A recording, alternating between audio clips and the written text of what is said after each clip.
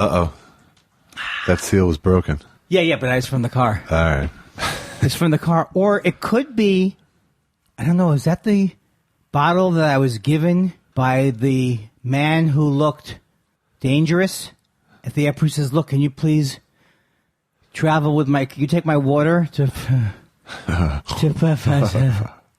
I'm like Foster Brooks, but instead of having trouble saying words, I have trouble keeping up with the energy of the joke. Because the guy said, could you carry... He said, could you just take this stupid bottle of water with you? I can't carry water for this joke any longer. Bing, bang, boom, boom, boom. The punsters are back. They can make wordplay out of any word. Good evening. We're the punsters. Hi. Or should I say hi? That's all I can think of. You can't think of a pun when you need to think of one. All I can think of is it's very punny. It's the only one I got. You have a very came-up-dry sense of humor. Came-up-dry sense of... I don't get that. Well? What's the opposite of that? Came-up wet? You've heard of a dry sense of humor. Yeah. Oh. You have a came-up-dry sense of humor. Oh, I came up short, too. Yeah. Often. Yes. Can this count in lieu of doing a show? Good evening, everybody. So far, so good. Good evening. Are we on? Yeah. Because they call you slow hand when they talk about the recording. Yeah. Yeah, they do. No. All over the whole podcast West. Hey, tonight it's going to be I'm calling it it's Bailing Monday. Yeah. If I go off, he's got 1 foot out the door already. No. Bailing from me. Oh, you're bailing to listen to you. Oh, okay. You see what I mean? Gotcha. And with the hope of, if I'm in the moment, if I enjoy myself, maybe I'll get the hell out of here before midnight. I'm hoping.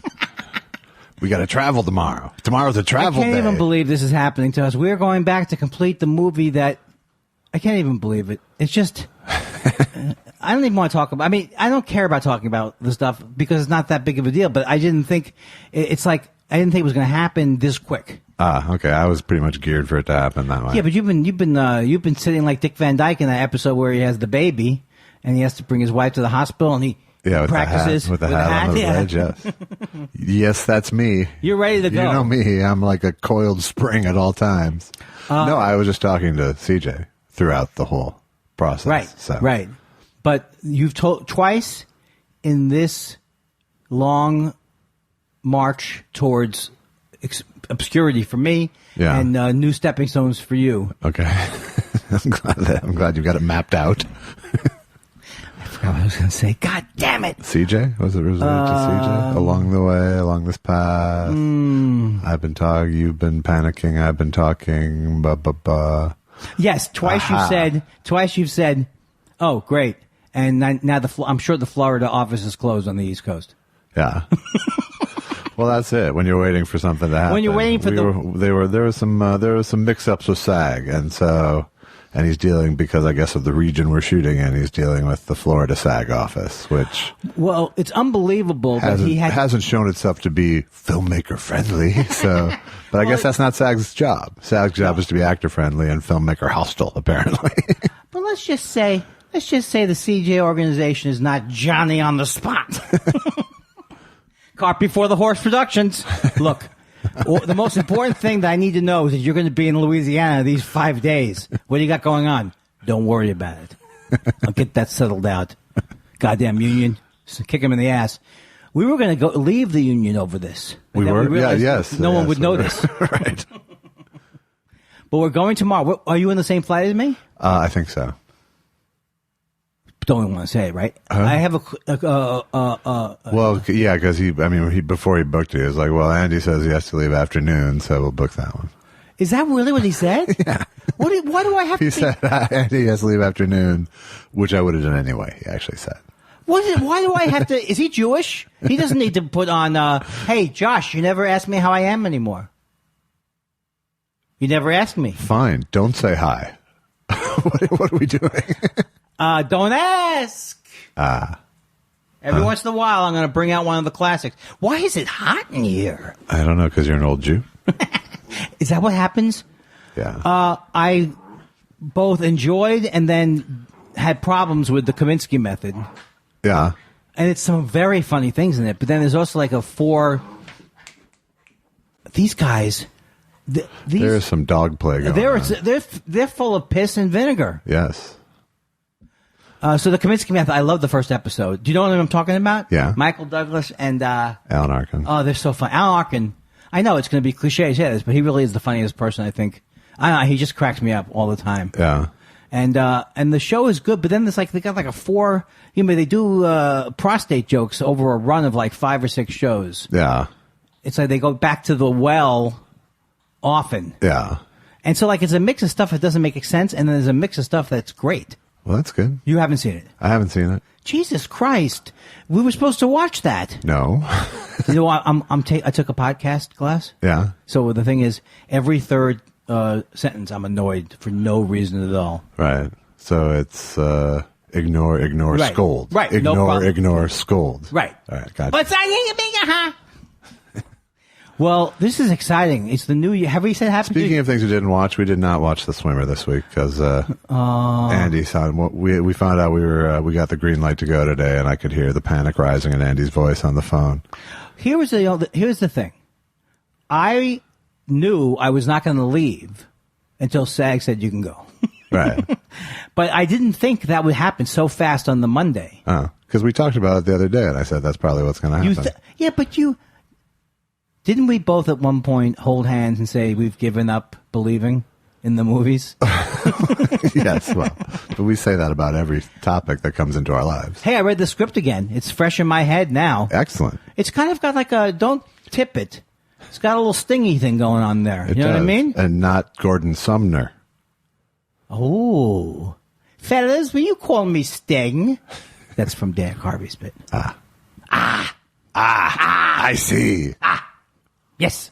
What if I did bad Johnny Carson's? I can't imagine any other kind. Did you watch the Globes, or we didn't talk about the Globes? We talked about that last week. There's nothing exciting except that I think though that Trump really is going now. It's like a house of. It's like he's teetering back and forth like timber. It's a president spiral. If he doesn't get out, he's going to blow up something, right? What's he going to do? He's like a crazy man. He is a crazy man. You think he'll say at one point, "Look, Don, you're an idiot, you're a racist, but relax." Will he ever say that to himself? Take a good, long, hard look in the mirror. Yeah. No. I think he's a resigny type guy, though. I don't know if he is. I just can't imagine. He'll do whatever he thinks will protect the brand best the end. He's such a moron, and I like calling him a moron because he really literally didn't realize I'm going to hate this job. Because this job is I think he thought he was completely safe until Election Day. Right, that's true. I mean, I really think he thought he was safe. Oh, God. From this. If I could have watched... We thought so, too. Oh, we got less confident along the way. But... We got less confident, and we didn't know about the Russians then. No. But now the Russians... And they also, not to beat into a hole or a pump or a lump, he really is the stupidest criminal of all time. He literally tells you he hasn't done the thing that he's accused of. No collusion. It's the weird. I mean, he's the weirdest sort of dichotomy in that he's constantly lying, but the only thing you can tell for sure is what he's trying to deceive you about. Yes. Like he's so true to his deception and so transparent in his methods. Right. Like so transparent to the point where he narrates it a lot of the time. Well, where does he get the Afghanistan thing if not from Putin? But then I think it's always from something he's watching on the military channel or something. You don't know. You don't know if it's fucking Stephen Miller's in his ear too, and he's batshit crazy too. He might be crazier than Trump. I think he's smarter than Trump, and therefore a notch. He's more dangerous in his way, but he has no charisma, right? And he has he evokes instant hatred in anyone. Well, I read an article about the Survivor guy in the New Yorker, and that guy's not that guy. The Survivor guy, he did Survivor, and then he did The Apprentice.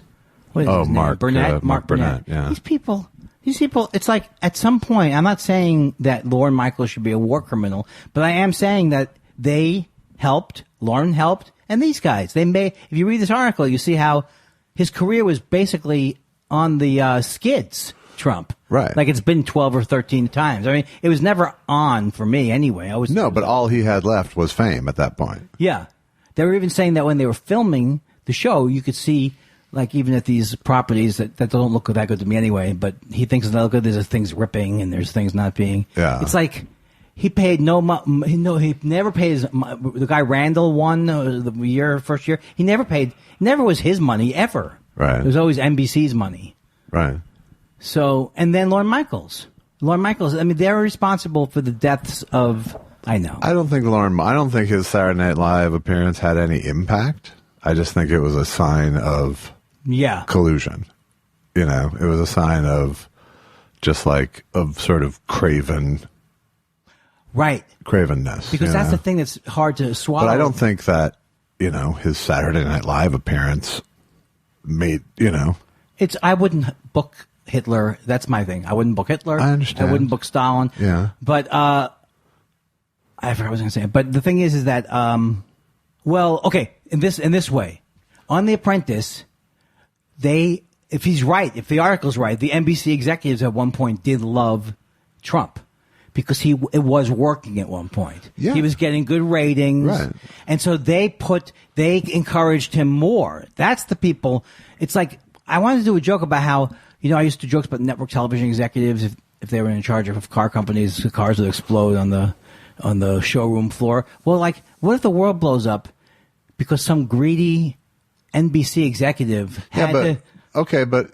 I can't blame it that way? Is that not a misapplication of ethics? I just think it's based on knowing my own thought process while watching this whole thing unfold over many years. I mean, I don't think you can accuse NBC executives of thinking, well, if we're not careful, this guy's going to be president. No, well, that we know. You know what I mean? I'm just saying that everyone shouldn't have encouraged. No one should have encouraged. No one should have encouraged Howard him, Stern shouldn't have encouraged him. But, you know, within the realm of a fucking TV game show, he was a harmless figure. That's true. You know, it's only because he used that for evil to leverage the stupid. Well, the thing is that... Let's get off this. I'm sick of it. Okay, I will say one thing, though. That Mark Burnett guy is not as much of a humanitarian as you claim he is. Well, you know, I'm sending the plaque back to the engraver to add some parentheticals. This isn't even going to the top 5 of obnoxious topics I've brought up or talked about. No, I just don't feel like talking about it right now. Neither do I. It's not that you're wrong to talk about it, and right. I don't, you know, except for the forgetting what you're talking about. I don't think you're making bad points. I hate that part. You know I just don't want to talk about it. You know, when you don't want to talk about something and I lose my place, what's in it for you? What's in it for you? To remind you. And then when I'm reminded, is that going to bring it home? Yeah. I sometimes think you don't want to remind me because you know it's not going to work. That's why I chose the hard out. Let's not talk about this anymore. You had a story. That's actually what I'm curious about. Yes, I am going to tell you my story. Okay, so you did a show. I did a show last night too. Where'd you do it? At the I think it's called the Copper Kettle. In, Are you talking about Koreatown at David Huntsberger's show? I love David Huntsberger. As do I, except for he wasn't there because he went to Puerto Rico over the holidays and got appendicitis and had to have his appendix removed in Puerto Rico. Not in Puerto Rico. He didn't do it in Puerto Rico, did he? Yes. Well, so he wasn't feeling up. He's back and he's fine, but he wasn't feeling up for coming last night. Because, you know how they remove it in Puerto Rico? How's that, Andy? They don't respond to a flood. I don't even know what they had. Oh, man, I thought you'd have something. It was good. It was good. Well, just know that it could be good. Yeah, I did. It felt ripe. Just give me my hits. Give me my hits. I'll get my shots. Right. So I did a show Saturday at the Improv. Okay. Much more prestigious than the Copper Kettle. I'll grant you that. Oh, I hope I didn't have that edge to my voice. Well, that's nice. You didn't at all. But that's nice. But I was at the Improv, and I didn't do badly at the Improv. Wow. Unbelievable. Wow. and I was the first act on the show at the Improv. Ah, smart. Fraser Smith, who you know Fraser Smith, right? Yeah, I don't know him, but I know who he is. He's on there with the Viagra jokes but he hosts. Yeah. And at first you go, what the hell is he doing? But then it kind of does work. It's radio guy doing comedy. Yeah, what can you do? Right. And he's a nice guy. So he brought me up, and I happened to have a good set, and it was really a great show. Moisha was on the show. He was funny. Natasha, they're married. Right. She's really funny, talking about being a mom. Hilarious. Yeah. And then there was Sarah Silverman. Nice. Todd Barry. Right. And me. Nice. So I wanted to spend some time with Todd Barry. And, well, not really, but it sounds... Does that sound plausible? It was a little forced, but okay. No, I really was looking forward to... No, I really did want to spend time with Todd. I don't know why. Maybe to try and steal his wallet. But so I wanted to spend time with him because I don't get to see him that much when I go to New York or he comes in. So then Sarah... You don't get enough random insults back and forth at this show, so... So Sarah invites me to dinner with all of them. So I go, well, I don't want to impose. I do my I don't want to impose shtick. Really? Yeah. Why would you do that? Because I don't know, maybe I feel like I'm always maybe I do feel like I've internalized the self-deprecating, why do they want the old Jew around? Yeah, that's true inferiority complex talking there. Yeah. Those are all your peers. Well, I'm friends. Friends, yeah. So no. You're absolutely right. Except that Sorry, I didn't mean to bust you on that small point, but I want Look, I'm trying to build. It's like whenever I see an MC go do their set and go, "Are you ready for your first comic?" Yeah, I will always go, "You were the first comic." You know. See, good, you know. Well, but you see, I'm trying to punch the story up for the moth. So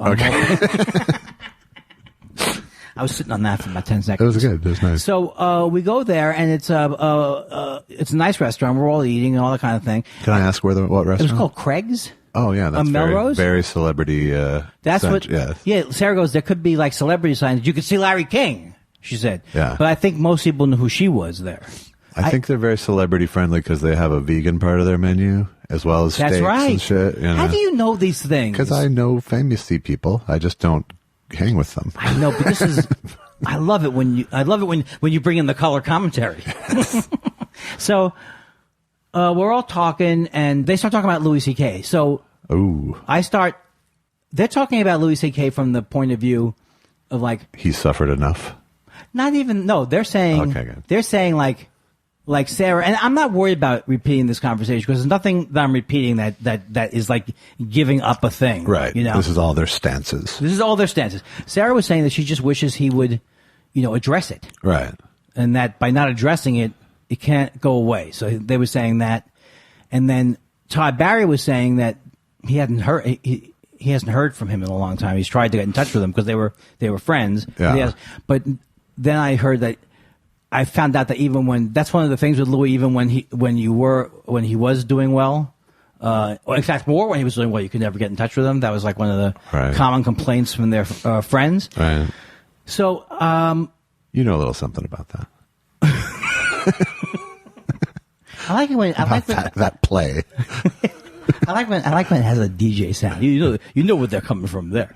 So, I don't know how we got into the topic of Louis, but I started talking about what I had done in Montreal, which was I don't know how many years ago now, but after I had done it, I went to Toronto and was hosting a show there, and Louis came to do a set on the show, and I just felt like there was an elephant in the room, and I don't know if he was trying to intimidate me. I don't know what he was trying to do. I thought he was trying to intimidate me because I think he's always trying to intimidate me. Right. So they were kind of arguing. What basically they were arguing was that Louis' feelings, and I've heard this from a few people close to him, right? How much it hurt his feelings that I did this material about him. Yeah. And so Sarah started to get into a thing where she was like, I said, yeah, I saw him in Toronto, but it seemed like, I thought he was like upset. And she goes, I'm bewildered that you'd be surprised that you wouldn't know he was upset, which isn't what I was saying. Yeah. So it got into this thing where she's going, I can't believe, like, kind of like where the truth is that after the thing happened with Louis C.K., Todd and Sarah were two of the people who most didn't like it. The speech I did in Montreal years ago. Yeah, and pointed that out to you? Yes. Okay. One in an email and one indirectly and actually to me. Todd kind of just, Todd's like he's like, I don't like it. Like yeah, okay. I don't like it. And so as we're talking about it, I said, I talked about how when that thing happened with Louis, I don't know if I've talked about this, that was like the lowest time of my life in many ways. I had no idea about therapy. I didn't know what I was feeling. Right. So I had done this thing about Louis, which I thought was very funny. It was about 5 minutes at the end of my thing. But then after it, no one saw it. It was those years where no one saw it, right. But they just started talking about it. Right. And then it became even bigger. Right. Right. And then I had an interview about it.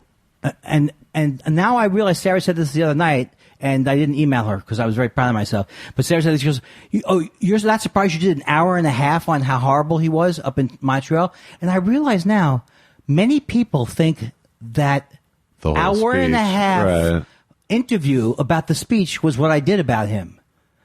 Because a lot of people have said it in that way. So I don't think she could have seen the thing I did on stage about him. So it was more like they were kind of addressing why do I do what I do kind of a thing. Right. And so I had to say listen to the podcast. I said back in those days, I thought it was my fault, everything. So I thought I must be doing something and just imagining that Louis doing this. But the fight that we had, which I've told so many times over booking at Caroline's, I really felt like he kind of cut me off. I was trying to, confide in him, and he was being like Mr. Business, every man for himself. Yeah. And they're telling me that they're telling me, oh, that's wrong. You're not that he loves you. He loves you. When you're saying you confide in him, you were trying to confide in him, meaning what? We were friends. And I was confiding in him because, I'll say it real quick, Jocelyn was this person who worked at Caroline's. Turns out now everybody says she was not a very nice person. But at that point, Louis was good friends with her, and she was very mean to me, and they had double booked me. They had 4 people in the show instead of 3 people. Yeah. It wasn't my fault. And so she kept cutting my time down every night. Okay. And I invited my brother's law firm, and she was like, at one point I said, look, I'm not going to be on the show anymore if you can just give me 5 minutes. Then they gave me a specific amount of time, but she was still very unpleasant. So I was just, I had just been friendly with Louis for about a year, so I was talking to him, and you could just tell, I wanted something. He knew her. I knew that he was friendly with something from him to say, she's this, or it was as if, I don't want to deal with this at all. Right. And I even remember saying to him, I go, yeah, I guess though ultimately we're all playing by the same rules here. Yeah. And so ultimately, I did come away okay, maybe I came away from my whole life. Maybe it's me. So that was the origin story of your Louis C.K. supervillain.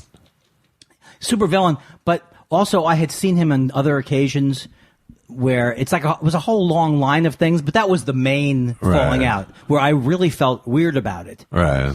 And I'm willing. So anyway, I was trying to tell them, look, I'm in therapy. I'm willing to admit that I would ever, I used to try. The thing I told them was, which we talked about, was I used to want to make I'm a self-righteous guy and I need to bring down Jay Leno. Right. And I didn't understand that. I didn't understand really what I was doing. That I did understand what I was doing, but I just felt like if anyone's feelings are hurt by it, I have to stop doing it, or I have to go the other way and be I'm the mean guy who's doing it. But it's there's no rule. With the Seth Rogen thing, I had to say to myself, why am I making fun? I definitely have adjusted. Why am I making fun of this person? Right. Why am I doing it? And I said to them, I don't think really anyone's ever heard me saying anything about my friends on stage. And then I think Sarah thinks that maybe I have said something about her because maybe I've gossiped or maybe I've had opinions about her act that got back to her or something like that. You know what I mean? Yeah. So I started to feel like it was an intervention a little bit. Right. But not really. But it was not an intervention, but Todd and Sarah were the 2 people I most had problems with. And then Moishe was actually kind of funny. Moishe was it seems to me, I don't know him at all, but Louis seems to be a lot of people think he's an asshole. So the thing that I thought was weird was all of these things where I was saying he was being weird to me, they kept saying it was my perception. Right. So are you saying that he's only exposes himself to certain people and acts weird with certain people, but with me he act? But I mean, it's just it's one of those, well, that's just him. And you go, well, okay, but he's a dick. And I took it as him being a dick. Right. So you may accept those things and not use different criteria for dictum. But I, regardless if that's his normal MO or special for me, thought he was a dick. And when we were talking about that, Sarah goes, well, I liked, I thought when he did the apology, it was good. I said, I didn't think it was good at all. He uses the word peanut, he uses the word dick in the apology. Right. And then even Todd Barry goes, he should have probably taken a couple more passes. He really should have. But I think, Sarah's point, which is the same as my point when all this happened, which is, the only thing interesting about him is that he won't talk about, But at this point, even that's not interesting to me. Yeah. Now it's just a response to everyone going, why won't he talk about that? But, it seems so fucking obvious and that the only thing to talk about when you come back from that is that, I think if he really wanted to be honest, which I don't think he is that honest, and I think his act is actually manipulative into thinking he's the honest guy. But I think he's not sorry yet. I think he's angry about it. No, I think so too. So I would say you could even say that maybe. Well, that wouldn't go over well. But It wouldn't go over well unless it was coming from realness, which he can't come from because he's not willing to look at himself. Yeah, I mean, it would take even to have that position, you would still have to understand that you should be apologizing and you're not there yet. Right. That's so interesting. The way you said that was exactly right. Like, you don't even have to feel it 100%, but you have to know you're bullshitting. Right. By doing hey, what's the deal with the gumball machines? Whatever the hell he's doing. Well, also, he did a weird turn with going after the Parkland. I was like, oh, you think I'm in trouble? What about these Parkland kids? Right. So did dinner stay weird, or did it... I think it was actually... Well, Sarah had vape. We were vaping it up. Yeah. So I was pretty high. And so I think it was more about me. What I learned from it was that I left, and I think a few years ago I would have been like really bummed out that are they judging me or blah, blah, blah, blah. You know, I just realized blah, blah, blah, blah, blah. That's not right. I just realized like... No, but you're recounting it in a fairly objective way, I have to say. What do you mean? I agree that this is a different response to that conversation than you would have had 3 years ago. Right, absolutely. Because I would have been like... I mean, I'm freely admit that I would make the person the enemy. I mean, like, when I think of Ricky Gervais, I still hate his guts. Right. But I don't hate everyone's guts. Right. And, you know, it's like Jay Leno. I really have no negative feelings about Jay Leno. Right. I have like a roasty feeling still. Right. But that was at that same time where, I mean, your Leno venom was what created that sort of need to go, I got to go all the way, I think, because that was the one that really took off and got teeth, you know. And that was the one that seemed brave to everyone at first because he was the Tonight Show host, you know. Right. It seemed, you know, it had that like, oh, he's self-sabotaging, you know. He'll never get on the Tonight Show now, you know. Yeah. So it had that dangerous sort of thing to it. And I think, you know, that's what everyone latched onto for a few years with that speech where it's, right. Look whose hand he's taken down, you know. Well, and that's the thing too, is like, and now it's more about you and a little bit more about your anxiety and where you're coming from. Right. Why you're coming to these opinions about these people as opposed to just knee-jerk hatred, you know. And absolutely. And also the idea that it had to be the thing I was most, I think especially the last 2 years it's been really sharp. Material. But when I would have these arguments about was I right or wrong, it's just so just bullshit. I also told them that it was just separate that, which I've learned and we've talked about it, is I really have learned that some of the things like I want to talk about, I'd rather talk about them not on Twitter, or it was like I was getting into this thing where I'd be arguing with people on Twitter, arguing with people everywhere, and now I feel like, oh, that's what the stage was supposed to be for, was to come up with those jokes. But I have a better relationship mostly with Twitter now anyway. Yeah, it seems like it. It seems like that. It seems that once in a while there's a little flare-up, but it doesn't seem like you go off on it for hours. You know? Well, you know what? The flare-ups I see is that I can feel that kind of like it could be 12 hours later and I could be playing a video game. Right. It's that kind of thing. Right. So it was fine. It was fine, but I was just surprised because it was like those two were the two main people. But they were also, the other thing I thought was weird was that, not weird, but like, I'm not friends with him. Right. They're friends with him. Right. I think I should have said that a lot earlier. I really don't want, at a certain level, I don't care whether he likes me. Right. Yeah. And so I did the joke for her, though. I said, Sarah, let me ask you this. And I said, you know, like with Louis, he would always use the carrot and the stick. You know, his friends would go, oh, if I hang around Louis more, you know, I'll get apart. And then the stick was his penis. So she starts laughing. I said, Sarah, that's it. Case closed. Case closed. She's famous, though. Yeah, she is. You told me I was very famous, and I don't see it. No, I didn't say that. Oh.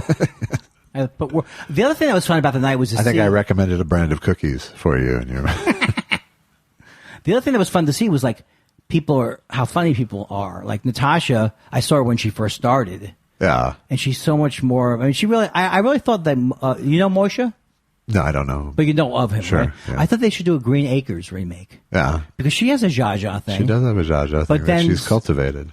What's that? That she's cultivated. Yeah. And Susan said, yeah, but why would the Jewish guy go out there? I guess it could be the same Jew out of water thing. They could do it out of kibbutz. You sound like the most racist, anti-Semitic. Because I made a Jewish reference about Moshe Kasher. I can't believe that's real. It sounds like a Jewish name he went to make a bigger noise as a Jew. Like he maybe was Moshe Goldberg. Right. And then he turned it around. Juice up a little. Now, here's where we would talk about the swimmer, maybe. Oh, I have to get a back update from you. You gave it to me on the phone, but I don't usually call you. Were you scared that I was having a heart attack when I actually called you today? No, I just figured you had more to say than your thumbs could say at that moment. So, how are you? How am I? Wow, that's a complicated question. No, I'm fine. I'm looking forward to going and doing the movie now this week, as opposed to waiting to do the movie. Oh, yeah. So, it was very, after shooting for a few days, you go, all right, I'm into this. Now, and then it's like, yeah. Now let's take a month off. So I'm looking forward to working hard for a week. I like that shit. So yeah, it is weird with the holidays. Well, first of all, I don't think I have a real job. You don't really have you don't have a job like a classic job. No, I have nothing you could even like pass off as a job. Yeah, so I don't have to look forward till Saturday, right, to fuck off and right. do anything. So no, I'm in a good mood. Last week was just there was lots of waiting to hear from people. This whole right. past Well, you got week. an MRI. Got the MRI. Still been playing phone tag with the surgeon now for a week. Yeah. So I still don't know what it says. Why did they say they're going to call you? They'll never call you, sir. Well, he called me like Saturday at noon. That's his thing. And I didn't see, So, hey, Josh, it's Dr. And then I like called him back, or then he said, well, email me and tell me a good time. I emailed them, and then I haven't heard again. Oh, God. So, and then I was waiting to hear. I was in the middle of talking with the record company about the record, and so there was a lot of waiting to hear back from things. Right. And then the movie, of course. And now you just have to wait on the back and see what happens. Yeah, exactly. I'm now looking forward to Houston Airport tomorrow, for example, because it's going to hurt. Oh. But any getting around is no good. Pretty much right now. Why can't you get a scooter? When did you get a scooter? When did you get a thing? Someone helps you at every end. I might get the golf cart tomorrow. Okay, if it's crazy. But we have like a 3-hour layover. So. What? Yes. I prefer a long layover than the one that's like 45 minutes. Yeah, that's a stress inducer. But 3 hours is 3 hours. Ample. I like the Houston airport food though. It can be good. Do you? I don't know the Houston airport. Yeah, food. that's like you can have Tex-Mex there. That's very excellent. They have barbecue. Don't go through all the Houston airport. Also, have you seen that thing called the Hudson Company? We can do it live tomorrow. The Hudson Company. Have you seen it? Yeah. The newspapers. Susan's coming. Yes. Yeah. Okay. I may get lucky. Hotel sex. Thanks for asking about my ankle. It's doing very good. It's almost all better. I can't even believe it. It was almost all better last week. So it was a miracle. It's a miracle. Or like I'm a superhuman. Either way. It's a miracle. I'll go with that one. They're still playing Hallmark Christmas movies. Yeah. Like they play all through January. And they're all teachers on vacation. She thinks she's going to commit suicide. She meets Santa Claus. He's handsome. And how many of these are you watching, Andy? I actually just watched the description of the show. I never could watch one of those shows because I used to have to write. I had to write for those kind of shows when I was running for Lowe's, the lumber store. You remember I wrote for the WB many years ago? Yes. So that you wrote promos for WB, correct? Promos, yeah. Right. Then that led to this freelance thing, and so I had to watch all these movies, like they were murder Christmas movies, and then you have to write things that Lowe's would think was good. So I saw a lot of them that year. I don't understand the Lowe's thing.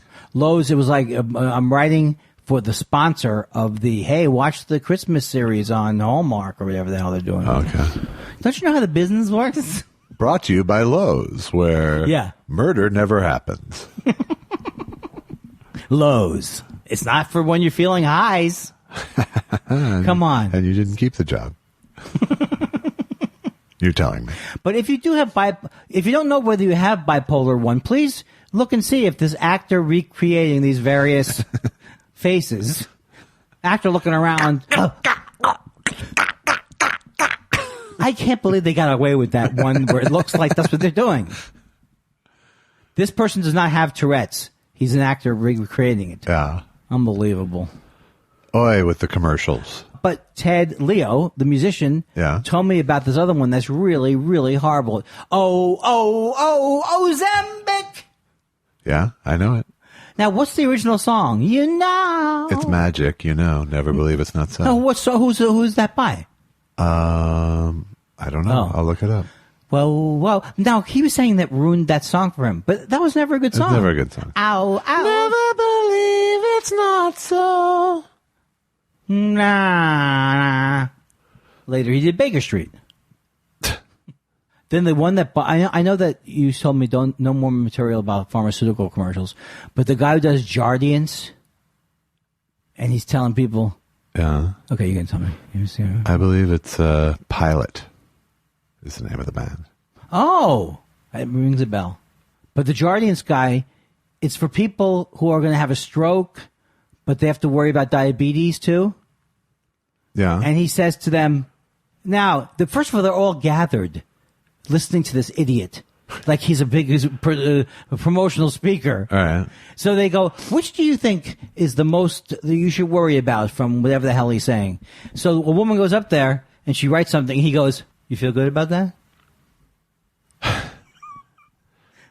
She's wrong. It's going to cause a heart attack or a stroke.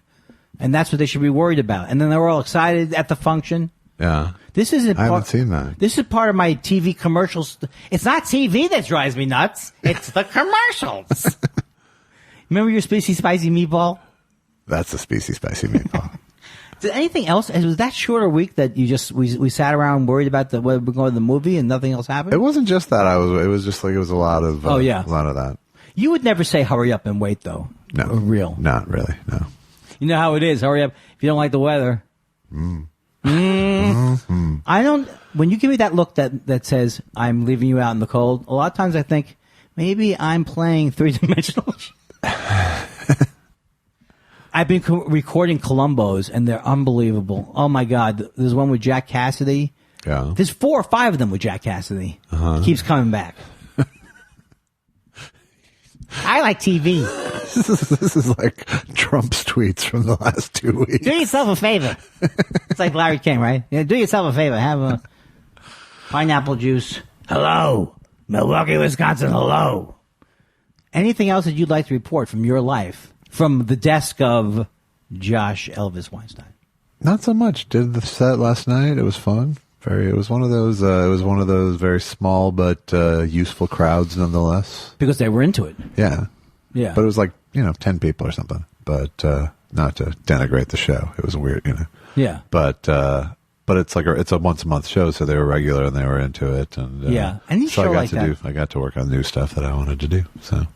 Now, do you go down to that club that I try to avoid? Slappers? Flappers? No. I've done it once or twice, but it was always when someone asked me to be in their show, not flappers asking me to be on the show. How can you go to a place... Which is how I pretty much do the improv, too. It's always... Right. But how can you go to a place and all of a sudden they're like 40 years behind what we're doing? It's like the Ice House. I don't know. It's weird, man. The Ice House is a more... established... more friendly place. Yeah, but too friendly. That's how I see it. Yeah. Like, Just don't laugh yet, as we often say to them. And they would comply. Yes. They would climb. It was always so far from wherever I lived. I lived in the South Bay. Yeah, that's a long way. It was 45 minutes. Right. That was a bad decision. Why don't I just say, do you want to not do anything you dreamed of doing? Then continue to stay in the fucking Torrance or wherever I was. Hermosa Beach. Who did I see last night? Oh, Tommy Ryman. Do you know him? Of course. From Minneapolis originally. Yes. He living down here? He is, and he's living down in the beach communities. Well, people go, have you heard of the County Magic Club? I go, have I heard about it? I live 5 blocks away from there. And they still wouldn't book me. Boom. And then when they did an article about me. Never got a dinner. When they did an article about me in the Easy Reader, I had to slam the club. Why? What's my point? I said, too many hanging puppets. I hurt the guy's feelings. This is the kind of thing I'm glad I no longer do. Yeah, it's good. Yeah, because what's he doing? He gave you a free meal down there? Yeah, Mike Lacey was a very nice man. Yeah, to you. Yes. Yes. Now, you don't go back so far that Rich Miller was booking the club. No, Jimmy Miller was booking the club. Jimmy Miller was booking the club, and then Rich Miller. Yeah. Wow. But mostly I just did guest sets there. I don't know that I think I maybe did one actual paid weekend there. But can you tell that the crowd is a bunch of yahoos? Yeah, it wasn't a fun crowd. It wasn't... They're a bunch much. Yeah. It wasn't soulful comedy. Always. I saw Bodyguard. Did you recommend that to me? It's pretty good. It's about a guy who's on MI6 and it's a British show. Netflix. Are you watching? You're not watching anything? Anything? What new? did I watch this week? I actually watched Monty Python and the Holy Grail the other night for the first while I had seen it 100 times, probably close to literally. Oh my god! I hadn't seen it in over 10 years, so there was enough shit that like, oh, forgot about that. That is amazing. The only thing I can do that with our Albert Brooks movies. Yeah, and I still like have to let a certain amount of time go, but then it's like I never remember that line. I'm trying to remember what else I watched. I did some sampling. I looked at a little bit of that Marie Kondo, that tidying up woman show, just because everyone was talking about it one night on Twitter. The Japanese lady? Yeah. Oh, Susan saw that. She loves that lady. Yeah. And she saw that show. Yeah. There you go. And she was talking about boxes. Turn this into a story. Come on. She has like it's like six, like she'll take things into 5 or 6 boxes. Right. And like that. Yeah. Well, let me just say, she's not welcome at my house. But how come? Because I don't need the criticism. That's true. She's very positive, yet I still will feel. You don't need it. I don't need. You don't need it. I don't need it. I've come to a certain peace with my lack of tidiness, and then once in a while, I have complete rebellion against it. Well, your home is comfy. Thank you. No one's going to come over here and say why you have the same menorah up there. Actually, that's a nice menorah. Thank you. Now, is that like from a hip synagogue? Actually, Allison bought that. I don't know where she got it. She's more Jewish than you're Jewish. Maybe. Well, she's more religious, spiritual. She's definitely more religious, but it doesn't lean Jew on her spiritual radar. Now, here's where we would have talked about the swimmer. That's right. And my God, we would have killed with it. We would. Now we can carry. I actually rented it, so it's... well, how long do you have? 30 days? I think you have 30 days. Where'd you get it? From iTunes. There's 3 places that I go. Once again, you acted like a genius for going, see? What did I tell you? You wouldn't go to iTunes. Where can, you can get that is the sign of someone who's right so infrequently that it makes him that excited. Well, this guy Dave, who used to work for my dad, whenever he would prove his point, he would go, "Is that not true? Thank you, thank you." Yeah, you're kind of like that. If I didn't know it wasn't coming from the deepest part of your soul, I'd be very upset. No, I give you, that I give you the full spectrum of approval.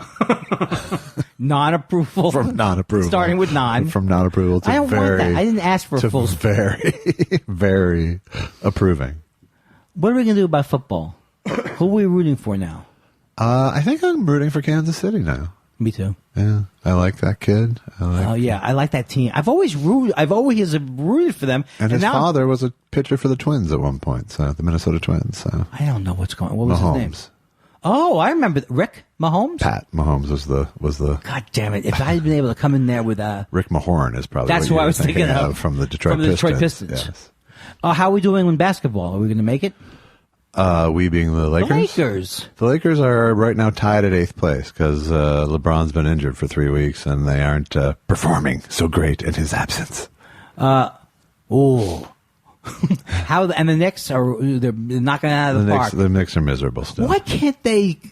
You know what I'm saying? Yeah. I don't know anything. I realize now that as I get older, that I was never a sports expert.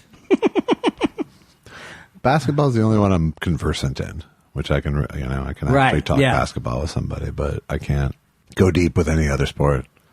Yeah. I like to play around with... There's a lot of juniors playing in the league who are juniors of people who I was when I was into sports, I remember their parents. Yeah, Kellen. I can't go through a whole other generation of this shit. Like Kellen Winslow or all those guys. Yeah. I will always love football, and I will always be grateful that I didn't, that I was too scared to play it. Yeah. I would have been knocked. I mean, I don't think I could have gone through one of those concussions. They're rattling around. Right. They rang your bell, right? Oh, no. yeah. You have had your bell rung? I have had my bell rung, sure. Do we talk about this? I have never had a concussion. I've had 3 or 4, probably. What do you like? What is I was your shoes? I was a rough and tumble kid. I haven't had. I don't think I've had I had one maybe as an adult. When and did you pass out? I didn't pass out, but I had bad sort of headache and nausea the next day. My head hit against the floor of the pogo, but I was escaped injury on the head. Yeah, because your back took a lot of the hit. So that's not a good feeling then, right? No, it's not. But I was, I did once playing softball, once sledding banged it on the ice. Oh. The last one was probably when I was maybe 18 or something, when I was playing rock and roll in someone's basement. And I took a rock leap into a door jam. Oh! So I took about an 8-inch leap into about a 2-inch clearance. I would say a 2-foot leap, but let's be realistic. But I was going for a 2-foot leap. And where'd you hurt? I just went straight up into the door jam. Oh. And it was a basement door jam, so it was only like a ready 6'6", war. and I'm 6'1", so. Oh man! Well, stop doing that. I don't see you as a troublemaker. No, I only cause trouble for myself. Are you a kind of person who goes, "Let's get a tug of war going"? No, but I'm constantly challenging people to arm wrestle me. I would do that if I could win against even an elderly woman. Yeah. Then I would pursue that more. Well, there's a league you could probably get into. Now, you told me that was your favorite movie. It was Over the Top. Isn't he have a No, I said, Andy, stop being over the top. I'm trying to watch a movie. That was an arm wrestling movie. It was. What the fuck is? Why do you? How did they make? They should say to him, "Get out of here, you stupid!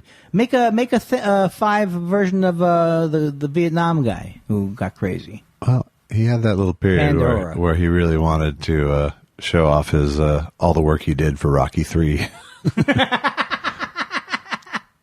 I couldn't care less about any of his projects. About Stallone? Yeah. I don't have a lot of animosity for him. I really don't. I loved Rocky. I liked Rocky through number 3 even. I like that character. I thought Creed ended up pretty good. I didn't see that. And I've enjoyed other things along the way. He's made some shitty ass movies for sure, but he's made enough decent ones to cement his credibility, I think. Well, Clint Eastwood, he doesn't take, he's very few times taken terrible huge swings that there was Rhinestone and shit like that, but no one gets out clean except for John Cassell. Oh my God, he was so great. He got what? Because he committed suicide, or no? Because he made 5 perfect movies and died. Oh, he died. He made no bad ones. Okay, he made the Attica movie. Dog Day Afternoon. He was in The Godfather? Both of them. Both of them. Pope of Greenwich Village? Nope. Go ahead. Deer Hunter. Oh my God. And The Conversation. Which I haven't seen. Maybe that should be. Maybe let's make that homework one of these weeks. I would love to. Because I've seen it. You know what I realized though? Unless I'm watching it with the eyes I watch it for homework, I can watch a movie a bunch of times and not remember plenty of shit. So I bet you haven't seen that one in a long time. I haven't seen it in a long time, and I've only seen it all the way through once. So we're gonna go Swimmer, then the Conversation? Swimmer, then The Conversation. Oh man, so, I like when we're. So you people can get ahead. You can take that to the bank. I can't say what weeks we'll finally get to it, but I feel almost jealous of the listener that they're on the edge of their seat. I'm a little concerned about us getting to the Swimmer while we're shooting. Oh, that's going to be tough. Yeah. Well, so. Now you said something about we're going to be late anyway. Are you going somewhere else? Well, no, but we will probably need to do the next show from Louisiana because I'm staying like 3 days longer than you. Oh, you're staying into next week? Yeah. Oh. Because I'm in way more of the movie than you. But oh, that hurt. Have you've done no scenes with your wife, right? Not your wife, but your girlfriend. She's not your wife. She's not my wife. Leslie Hart. Right. That's the character. No, I haven't done no scenes with her yet. And do we know who's playing her? Yes. Is it a surprise? No, it's Paula, and I can't think of her last name at the minute, and I didn't want to do that. So, thanks a lot. Thanks, Andy. Are we almost near break time or what? If you want to be, we can force the hand. No, let's not do it. I got nothing. I got no natural next topic. So yeah, let's take a break. Right. Something I feel weird. Okay. We'll be back. Oh, what do we got this week? I hadn't thought about it. Let's do an Allison song, since that seems to be what we mostly do. Yeah, and also I wanted to recommend a song to you too. It's it's a Chris Gaffney song, "East of Houston, West of Baton Rouge" Wow, that's our flight route tomorrow. Yeah, so I thought that would be psych us up. And what's the feel? You don't have to tell me the feel. This is a song. This is another Maggie's Farm song that I've played with Allison for many years now too. It's a good song. I think she wrote it also with her ex Marvin Etzioni. I love that name. And it's called "Not Until the Wind Changes."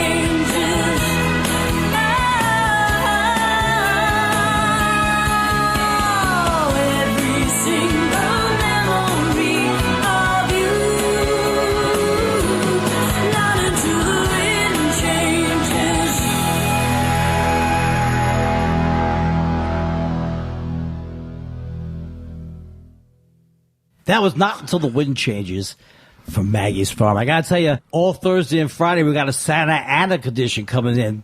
So Santana's coming to town? That's fantastic. I love that song. I love the jangly thing in there. Yeah. A lot of mandolin in that mix there. Beautiful. Yeah. It's a nice song. It's weird hearing it because we've played it in our various bands so much over the years that to hear it, the original record version, is very strange at this point. Are you saying you like your version better? I do, yeah. Right. Because I'm in it. I like what I do when I play. I'm the best. I bring a certain joie de vivre. Exactly. Something that technical proficiency just can't supply. Look, I'm not the fastest. Or the goodest. Or the goodest. I don't know chords per se. Right. I'm out of tune often. I don't know how to blend in. I don't know how to support others. I don't know what a key is. But I bring a lot of heart. I bring what other people don't bring. Okay. Beer. Ah. Now, every time I see a TV show or any kind of a thing where people are drinking beer, I always think to myself, I'm always going to be not that person. Like, it's the middle of the day. Yeah. They're by the pool. Okay. And they're drinking a beer. Sure. How can you not be out like a light within 30 minutes? It's the middle of the day. Smoke some pot. Drink some coffee. So that's all metabolism based. Thank you, Andy Speedball Kindler. And you can catch Eddie down all this weekend. He's going to be at Papa Hoppa Chumbangs. It's down there with Josh Weinstein and the Soomsangs. And he's going to be doing shots all week, fake shots. So what's the thing, Andy, you do? You pretend you're drunk on stage? Pretty funny. Pretty funny. You took a fake shot at you right there. I heard that Foster Brooks didn't actually drink. Is that true? Do you remember this part? I'm sorry, I tuned out. Do you remember this from I Wish I Was Brooks Bitter? didn't actually drink. Yeah. I heard you don't like that Jay Leno, do you? Huh? You don't like that Jay Leno? You know, it really bothers me that you've blocked out that whole experience of that show. It's only been 20 years or something. What year was that? 2008 or 9 or something. That's when it came out. When did? 2003, I think. Okay. Oh, God. I hope I don't die just because I want to get this other album out. You really should. What's the holdup? Let's revisit this for a second. You recorded it, right? Yes, it's recorded. Look, 2013. Look, here's what I'm going to do. No. No. Let's say I'm going to save you. No. I'm going to save you the problem. No. There's no good reason. There's no good reason. Is it simply you haven't done the cover art? What is the holdup, Andy? It's just audio. You know, many times, I know what you're doing, reverse psychology. No, I'm not. It is actual direct forward psychology. What is the problem?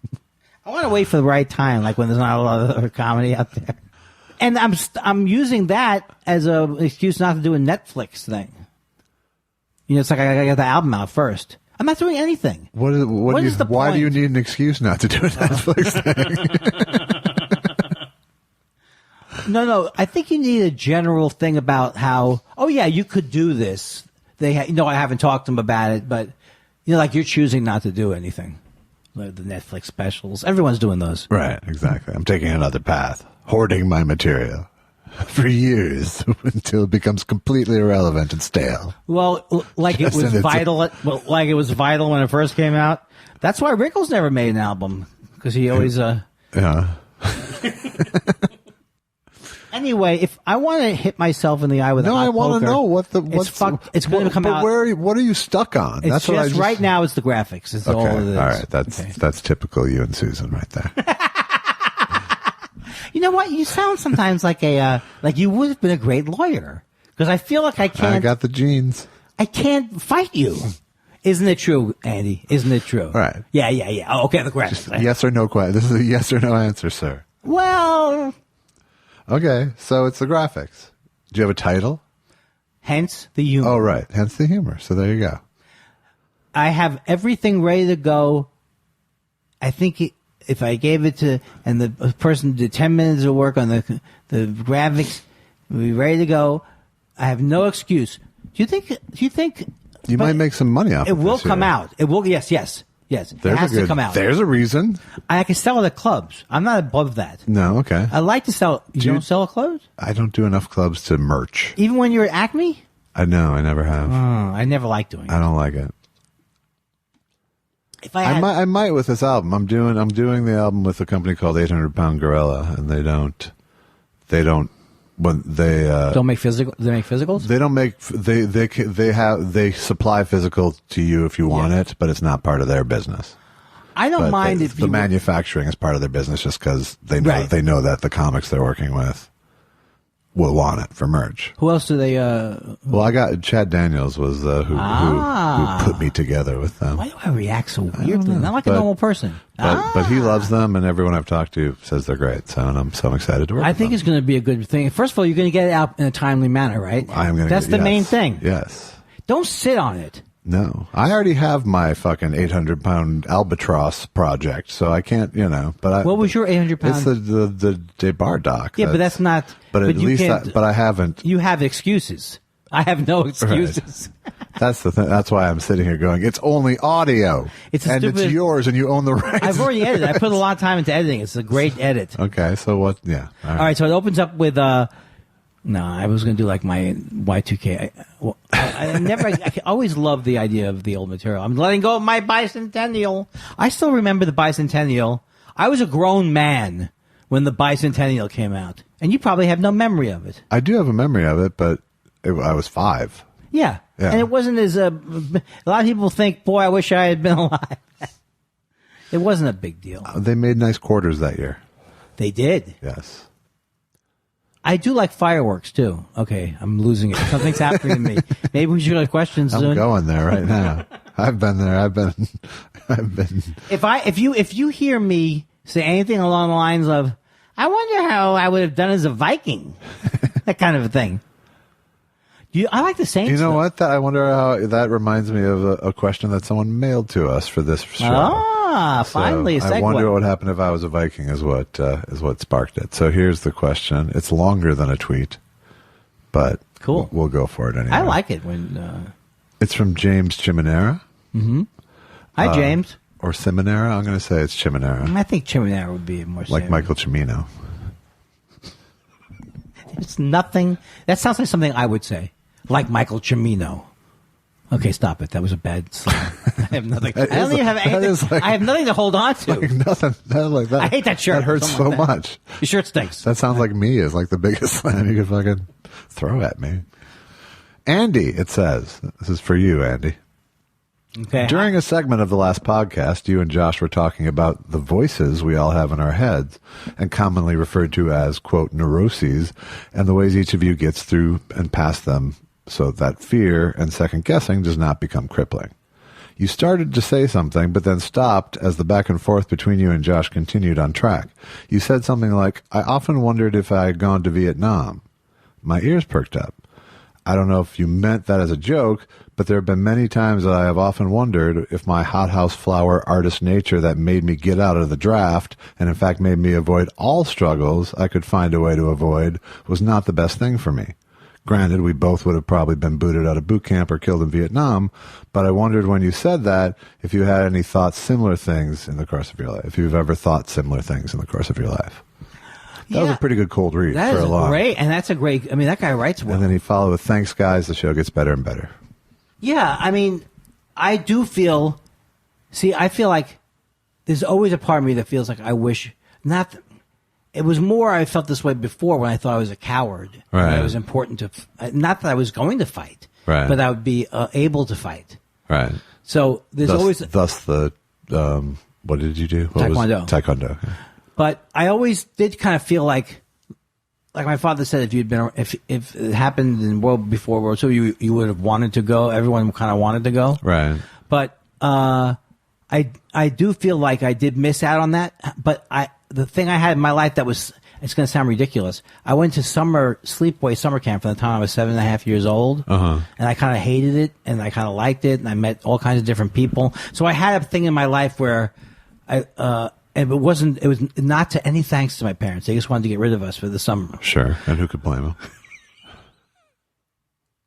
But I do feel I had, or also public school. Like, I feel like I was not homeschooled. I mean, I think I've had experiences in my life, not like Vietnam. Right. And the thing is, that was kind of what I'm saying was part of me does feel like it's kind of a misunderstanding, or it's like how I feel I would be changed if I was if I was in combat. Right. You know, like nothing would bother me. But that's none of that. It's kind of a myth in a way. Well, I mean, I think you end up just trading psychoses in some ways, you know? Yeah. I think you do. I think you probably do become much more immune to physical danger, but or physical fear of physical danger. Yeah. Yeah. And they train you so that you do that, but I also think that, as we know, it then comes with all these other landmines planted in your brain for later. I'm clear that I would not have wanted to go to, in my lifetime, the wars that were offered to me. Right. Would not want to have gone, would not have felt they were right to go. But like if you look at your life, what are the bravest things you've done? And I don't mean physical. I just mean brave in any way. I don't mean it doesn't have to be physically. It doesn't have to be a physical bravery. I think the bravest thing I've done is, well, it changed. I hated that I sold door to door, but I think it was brave. Right. But I think it was also stupid in a way. Like, I hated it so much. Right. But I did feel like I'd gone through the wars doing it. But I never got better at it. Never got more comfortable at it. And then, but I'm kind of glad I did it. And then I think stand up is the bravest thing I've done. Okay. You know, because I was very scared of it as an art. You know, you're gonna go on now and be funny. Right. So, how about you? I think it was just, it's like I've always been protective of my physical comfort and brave with my emotional comfort. You know, I think I don't think of stand up as needing bravery in my case, but you know, touring the Dakotas at 16, you know, kind of did. Right. You know, right. You know, and quitting college to do Mystery Science Theater felt brave to me. Yeah. You know, moving out here when I was 20 felt, you know, it's all in the past. But along the way, it's always, you know, to me, when I think of the brave things I've done, it's always a leap I've made. It's quitting a very good paying job because I'm bored or can't stand it anymore. You know, it's those kind of leaps where the discomfort is in the unknown, you know, or it all has to be based on faith in yourself to get to the next thing. And I've made a bunch of those because I find them less uncomfortable than boredom.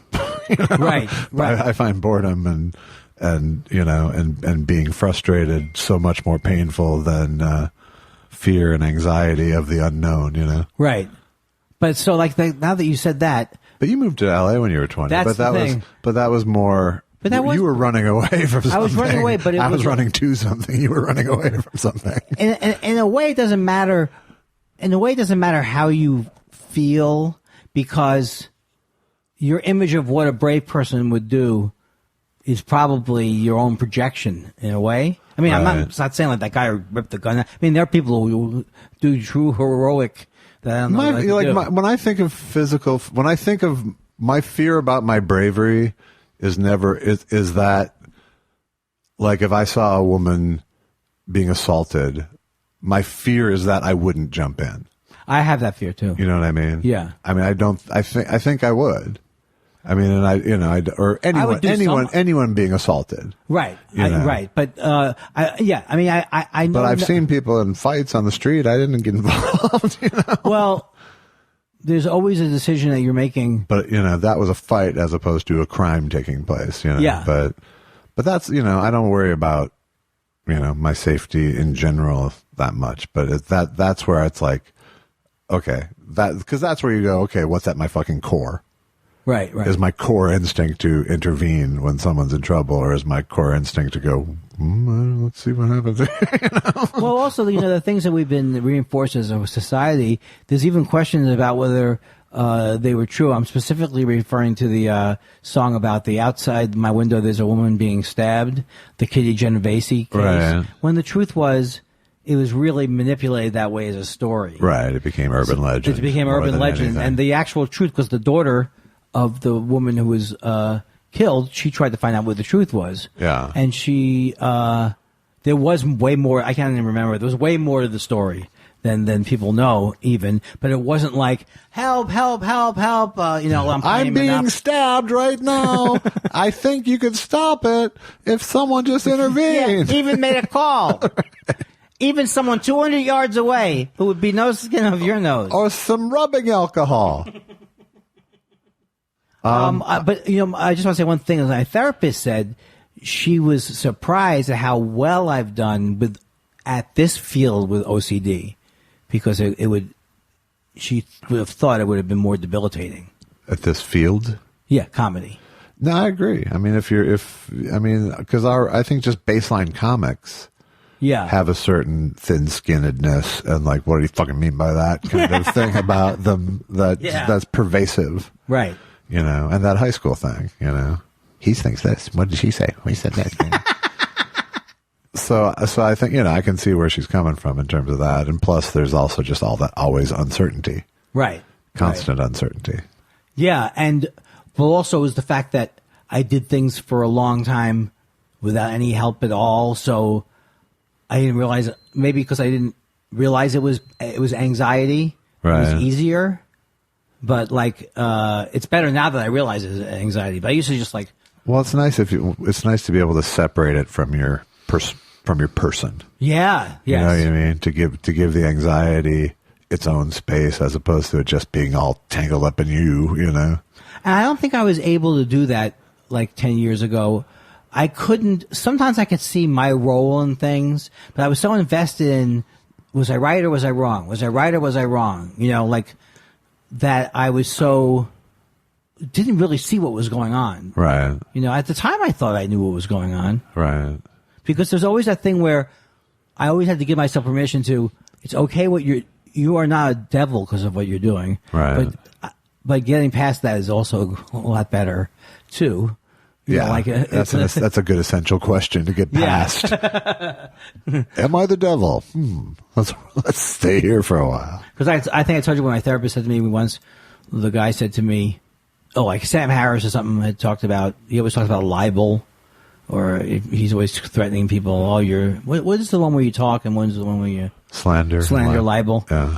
And I said, when he said that, it really got me mad. She goes, don't you think he knew that? It's like it's like right. I wouldn't be aware of these things that you're getting your own chain pulled. Right. You should start being aware of that.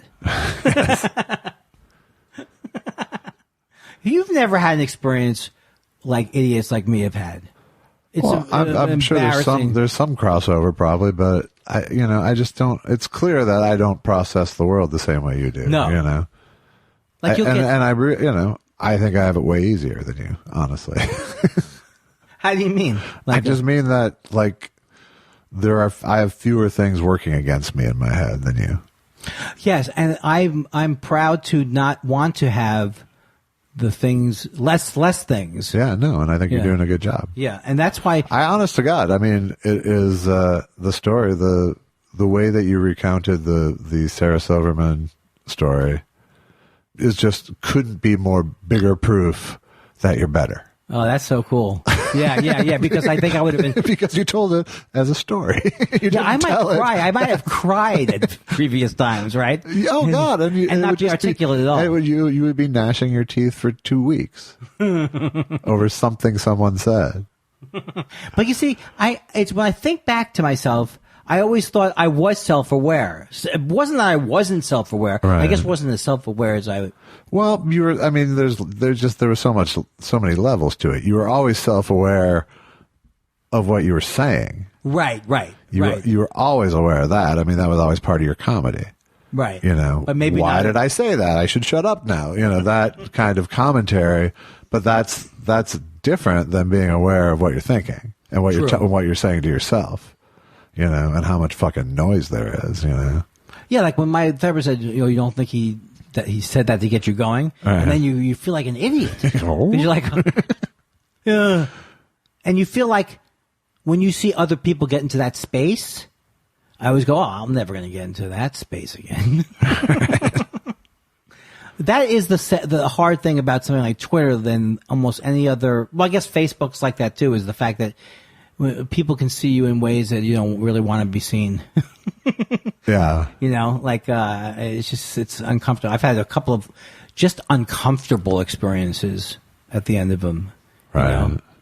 Where it's a fucking dangerous place. It's not compatible with true humanity, so it's just like this facsimile of humanity because everyone's only giving a part of themselves. Oh, true. Yeah. Or if like Colin Quinn, it's like a character sometimes. Sometimes it's a character. Sometimes it's a place for people to vent their spleen because they can't in their regular life. It serves a different role for everybody. No one's bringing their whole self to the online. So, right. So there's never. That's what I mean by it's not compatible with humanity because. Well, I brought my whole self, but the unpleasant part of myself, being on. Well, but you didn't because, people who only knew you from online would get a whole different impression about the person that you are. Yeah. Unless they knew you off stage or offline. It's just funny that IRL.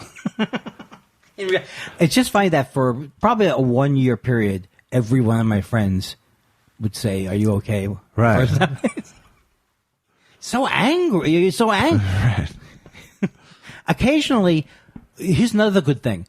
You were the guy on the ledge, and people were going, "It's not worth it." Oh my God, it's not worth it. Someone ate your sandwich from the fridge. It's not worth it. I like that voice. It's kind of like a Henry Aldridge. Oh, good. I don't know who that is, so I'm glad I nailed it. Well, that was a good first question. That was great. All right. Very articulate person. Perush has a two-banger here. Did you realize back in episode 7 that Andy had blue shoes? I am packing for my vacation back home to India. And are you Indian? And I am procrastinating like Josh and getting nervous and anxious like Andy. I'm going to be roaming around like Huell Hauser in that auto rickshaw. That's fantastic. Oh, you're overcharging me? That's amazing. And you make a living doing this? And then part 2 is, of course, we'll be spiking downloads from India region, so don't get too excited about getting new fans from the subcontinent. Test Show 69. Also, we'll tweet some Dennis Millerable names from this trip. Kanjivaram Babe. What's that name? Kanjivaram Babe. Well, he is, but I procrastinate too. I do both of those things. Yeah. I procrastinate and feel. But I'm not procrastinating. I'm just like, I'll pack in the morning. What's that? Oh. I'm not procrastinating. I'm planning to pack in the morning. Well, you don't run late though. No. So you have no worries at all. I have very few. Susan and I, we have to hire a surveyor. We have to bring on a stylist, Jews. Mark Thompson asks, where do you two stand on mimes? I like to go 1 foot on the sternum and one on the neck. Oh, am I right? Oh, am I? If someone gets hurt now, who's am miming? I talking against the wind? In college, there was a guy who did pantomime, where mime comes from. Right. And he was great. It was great. I don't know enough about it. I think there's got to be something to that thing. And I watched him. I enjoyed it because he could really. No, of course. I don't have any. I mean, it's another art form, you know. And if people do it well, then it's interesting to watch. And if people do it cheesy and hacky, then it's cheesy and hacky. Well, Marcel Marceau would be considered great. Yes, but I've never seen another guy. I don't know. I have no idea. He's got a white face. Lou-manity. They were good mimes. They did some kick-ass mime. You know, it's not something we know a lot about, but it's certainly something I would start a podcast about. Okay, good. Mime time. Mime time. And today on the show, and they don't talk. That's the thing. It's superb. It's just 60 minutes of silence. Like one of my crowns. Like our listeners crave after a show. Hey, get it on iTunes or wherever you choose to get your podcasts. Barb says, I think you should both make plans to come to Just for Laughs in Montreal and do a live version of Thought Spiral. Bring your merch. So, yeah. Yeah, if Andy would... Andy's making plans to go to Montreal. I know that. I'm sure he'll have me do a bunch of free labor to make his trip better, too. But that's cool. Oh, wait a second. Is this the year we were going to try and go to Montreal? I forgot. I don't know. I think we should. I'm not a good friend. It's out for debate. It's up for debate? Yeah. I happen to think that I would go to the wall for you. Yeah. I don't have any. But my thing's on the other side of the wall. Steve Minus 54 says, no question from me. I just can't think of anything that hasn't probably been asked a dozen times. Just wanted to let you know that I appreciate the podcast and never miss an episode. Thank you, gentlemen. Well, thank you. And I like Minus 54. Steve Minus 54. Yeah. I don't know what that means, though. Is that? I don't know if it's weather related or Steve I just don't know. Well, Dylan has a love minus silent. Right. Yeah, I don't know. Love minus zero, no limit. Right. I don't think it's necessarily the same reference. I feel I felt like that was the closest we've been to an actual old style duo. Well, you can't tell these nice people that you know that. Tweet Bahara says, Andy, Parush and I are hiding in the bushes outside your condo. Could you throw a couple of peanut butter sandwiches out the window when you get home from Josh's? Hashtag superfans. See, the thing about it is, I don't think he's that far away from the truth of My Last Evening on Earth. Come back. Yeah. And that starts with, can you sign my thing? And then it's Mark David Chapman. Right. How did he get out of jail? Is he still in jail? Mark David Chapman? He's still in jail. Yeah, he is. No one talks to him anymore. Imagine there's no parole, huh? Did you would say that with that casual delivery? Hey, Mark David Chapman.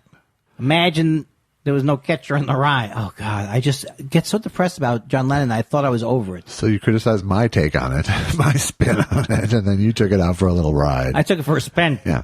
Spin choo-choo. A.D. Morgan says, howdy. I wonder if you two could put your considerable brain power into solving the current U.S. cheese glut. There's 900,000 cubic yards in storage right now. What are your thoughts? Force-feeding school kids? Alternative cheese usage? I didn't know this was happening. I think it's pretty clear what should be done. Stop eating cheese? No, build that cheese wall. I'm just glad that you didn't have me overly butt Abbott that. No, I wasn't. Wait, how's that, Josh? I was going to drag you down with that. How's that? But, I'm just saying, put two and two together. I love cheese. And I go through these time periods where, oh, my God, I love it, I love it, I love it, gorgeous. Because sometimes I just want pretzels. Wow. I have no variety sometimes. All I want to eat is ice cream. Have you heard Andy's non sequitur snack rant? I mean, put a wrapper on it. I like various yogurts. Cheese is good. I had a muffin. Do you have any thoughts on the cheese crisis? Oh, I said I hadn't heard of it. I thought I'm getting more into specialty cheeses. Oh, yeah? You like go that to place? the cheesemonger down the street? Good. Are they good? And there's a place in Santa Barbara that's good, too. I bet you don't go there as often. Say cheese. No, Really? I had it shipped to me. Really? Yeah. C-E-S-T cheese. This is the cheese. Say cheese. Okay. But here's the thing. If you're naming your thing, forget about it, or Forget about it. forget about it. And why did that food have to be How do you pronounce it properly? I think it's like fa. Okay. And why did that food have to be punned up? You can't just go the Pho Factory? That's just like not bad. Ramen Damen Do. Wames Giner That sounds odd. might be James Weiner. Who knows? Oh, you son Might of be a bitch. doing a little twist on himself. But Some people do Wames that. Giner says, hey guys, 88 was great. I dig your new rockin' anthem. I love it when Andy does the best show and majority report. Josh, what other podcasts do you do spots on that I should check out? Well, I'm regularly on the Edge Show with Mark Thompson, edge-show.com, Right. where we do a lot of interviews, a lot of sometimes celebrities, sometimes Do you activists. you guys banter together? We do a little banter back and forth. We're doing, I think when I get back from Louisiana, we're doing Tom Arnold. Oh, that's great. And then Andy and I are going to do Getting Dug with Hyde later this month. Very exciting. Yeah, I almost wanted to hold it out. I've done a lot of podcasts. I did a nice long one on Joseph Scrimshaw's Obsessed podcast. Why do I know that? Joseph, I think I follow him or something. What is that about? About things you're obsessed with. I have to listen to that. Is You that should. a good one? Is it good? It's good, yeah. Yeah. I like him. I think I know him from Twitter, or he's a comedian. You know him, and I've mentioned him. He's the one who did the joke about Dr. Frankenstein. Frankenstein isn't the monster's name. No, the monster is the person who points that out. Every time I hear that. I'm paraphrasing the joke, but that's the joke. Wait a second. I think I did a thing. I think I did another thing that leaked into my head. Yeah, I said something about how people call Frankenstein the monster. yeah. Well, it wasn't the same joke. No, I think you were talking about it, and that reminded me of his joke that I told you the first time. In fact, I'm doing Joseph Scrimshaw's The Game Show in Burbank on the 25th of January. Cool. I will tell you where it's at in 1 second because he just posted a thing on Twitter. And I'll be at Sketchfest while you're looking around there. You are at the same weekend. Last weekend of the month, right? Is that the one you're talking about? Yes. The show's called Game Night. It's a variety show, and it is in Burbank at Geeky Teas. I like that. And are there any game shows that we watch now? There's nothing fun. I watch The Voice sometimes. That's right, like but that's not a game. I know you say it's a content, more like a kind of reality. Come back. When I go visit my mama, we watch. I enjoy watching Jeopardy because she enjoys it. Well, that's good. Although I do like his Colonial Penn commercials better. Alex Trebek. I'm Alex Trebek.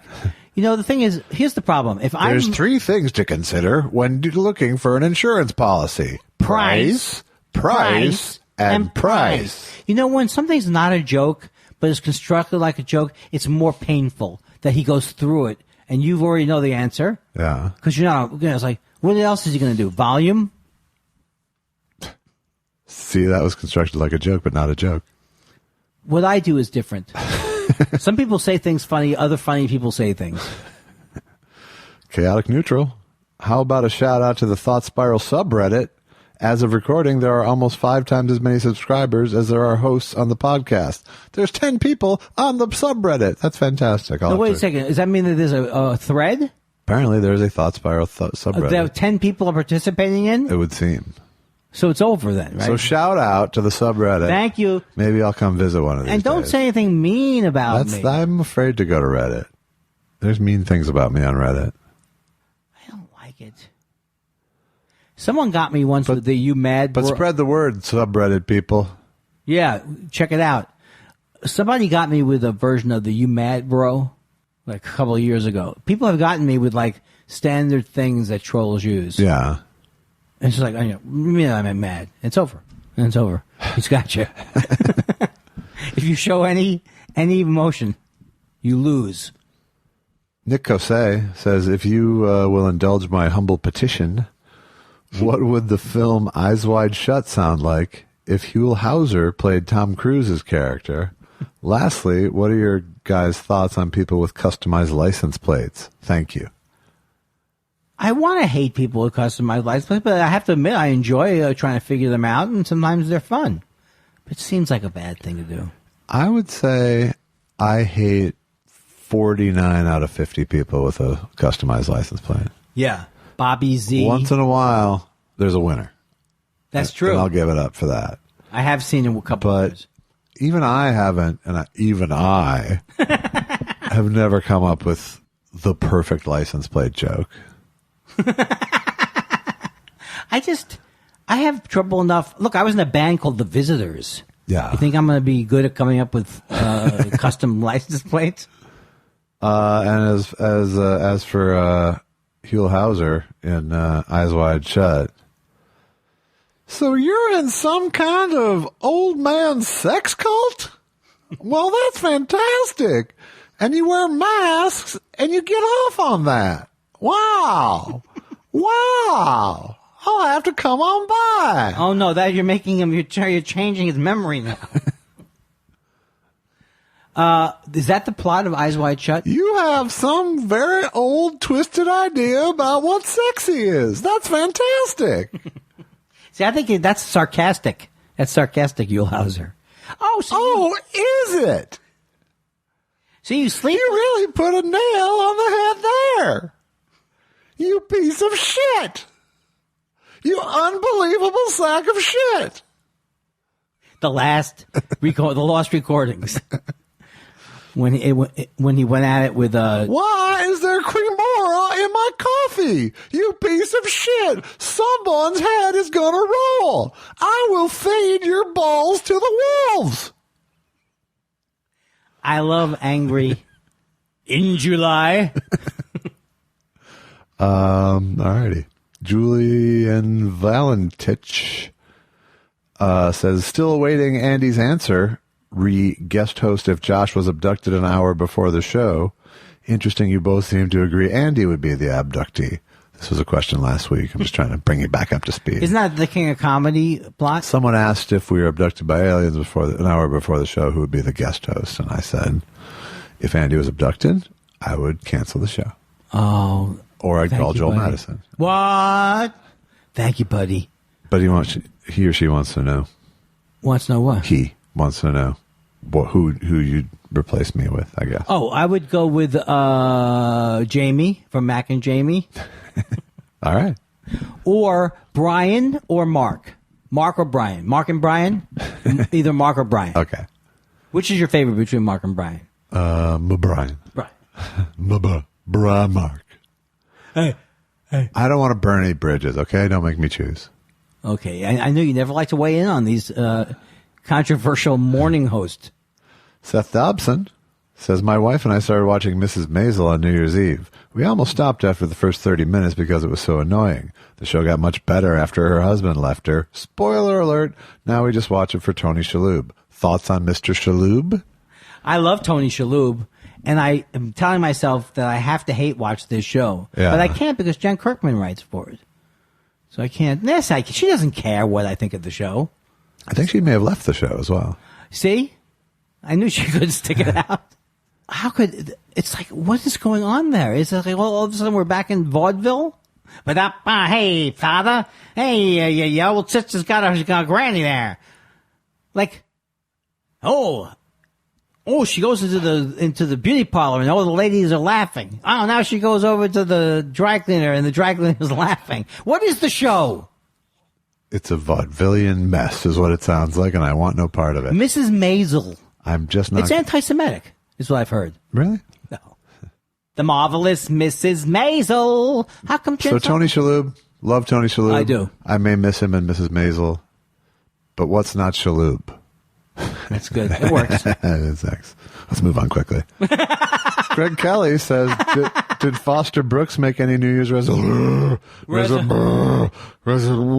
decisions about his health? That's getting more dada. Yeah. Did Foster Brooks make any New Year's resolutions? Well, I would think that he decided he could try to finish some sentence, some coherent thoughts. This is late in life when Foster Brooks got more reflective. Yes. David Schnott says, say you had to be in charge of shooting a remake of one of your past homework assignments. Josh directs, Andy co-stars. What's your pick? Wow. Now that I got to cast Andy, that's a whole... Maybe I'd make him one of the... I'd make Andy... Harry Lime? No, I'd make you... I'd be fun to have you as the crooked inspector played by Orson Welles in Touch of Evil. I would like to stretch my horizons. Yeah, I think I could see that. I could see a version like that. I mean, you're already playing a crooked jockey in our movie, so... I could have been the character... Was it Charlton Heston? Who was it? Yeah. I think I look a lot like him with that physical imposing. Yeah. Maybe if we put you in blackface like him. Swarthy. Brown face. They did do something to make him look more Mexican. Yeah, they put a lot of dark makeup on him. But at least they didn't do it in combination with a shitty accent. At least they didn't do it... Mickey. You'd have to say... Don't go Mickey Rooney on it, right? Yeah. Wouldn't that be the industry? Yes. I've asked you this. It was on the. I think it was on the fair side of the hate crime spectrum, but But it was. You wouldn't do it now. The Mickey Rooney thing? No. Well, Mickey Rooney. Fuck no. I was thinking the other. Like, what percentage better a movie would Breakfast at Tiffany's be without Mickey Rooney? I've never seen the movie. Well, we're not watching it. So is it great until and then it's all of a sudden crazy? It's not great, but that's crazy. He's doing the most racist Japanese, like, and did he get like Warner Brothers, thick glasses, bucktooth Japanese impression? Did he get blowback for it? Not at the time, Not at right? the time. I'm sure there was some tiny blowback at the time, but it's like. There's very few things that an actor you've heard of has done that have aged more poorly than that performance. Was that from the book too? Was it in the book like that way? I don't know. I've never read Breakfast at Tiffany's. Holly Golightly or something? Yeah, thank you. We all know a few facts about a few things. Yes. They do some drinking in that movie. Also, I could see Andy as Bob or Ted. And what was that? Bob and Ted's Excellent Adventure? No, Carol, Bob. Oh, Ted, Carol. yeah. Oh, now people thinking of me swinging and swapping. Yeah, with Natalie Wood and Diane Cannon. If I ever did have an orgy, I would say, "Go, Daddy, go." To you. Really? I would not be at your orgy, Andy. I like the way you think there's a better orgy than that. I'm holding out. You think Hefner's Grotto was any great shakes? Guy Incognito says, "Happy pre-MLK Day, you old savings and loan." Harry. Since it's safe to say Trump has not lived up to his promise to make America great again, can HBO make True Detective Season 3 great again? Also, please answer my email, please. Did I not answer the email? Apparently not, or nor did I, apparently. Well, that's not good. Yeah. I watched a few episodes of the first True Detective. I loved it. I liked it. I didn't love it, but... But now there's an actor in the new one that looks great, but I don't know what the thing is. Yeah, I don't know who the new... I do. It got me though the first year, and the second year was Second year was trash. You know what I love though is Matthew McConaughey. These commercials are like insanity, where he's sitting at a table and he's having conversation. And he's like, "Hey everybody," and you hear people going. And he walks into the room and he looks over to the thing and something. It's for a car, but it's insane. Yeah. I'm sorry, but Matthew McConaughey's car ads have been trodden on. Well, thanks for breaking it to me soft. Eric says, "Oh wow, it's a big Huell-Hauser night. How might Huell-Hauser question Trump in an impeachment hearing?" You lying son of a bitch! You are the biggest piece of shit to ever cross paths with the United States of America. It's fantastic. Do you recall taking Vladimir Putin? Never mind. Why are they making you do as a brain surgeon? So you're a liar, right? That's amazing the way you do that. God, I'll tell you though, it is painful whenever I hear Trump. Once in a while, though, my Huell-Hauser is actually quite good. I don't think any of your impressions are not great. No, some of them aren't so good. Foster Brooks? Foster Gold. Brooks is that's it's a little one-dimensional. It's a little one-dimensional. Maybe say hello to a few people. Mitch says, "Hey Andy, what made you give up fishing? It's my favorite hobby. You should try it again. Even LA has great fishing." I loved it. I really did love it. He then tagged it with, you might be too OCD, but Google fly fishing for carp in the LA River. Looks fun as hell, he says. Yeah, but I don't want to go to the LA River. I mean, isn't it like, that's not the best river to go fly fishing, is it? He's making a joke. Is he making a joke with the carp in the LA River? No, I think he's saying that it's as easy as going to the LA River for carp if you wanted to fish. I would like to try it again, but I don't think I ever will. Yeah. It's something you can't replace that childhood memory that I loved. Right. But if I feel like if I did it now, there would be worms and bait. Right. And I just get that feeling I mean, if you wanted to successfully do it, you'd probably have bait, yeah. Yeah, and the fly thing. Yeah. I love that idea. The concept. The movie was good. My brother fly fishes. He does? Yeah. And he loves it? He seems to. Yeah. I mean, I don't think he's not like a passionate devotee, but he does it. He likes it.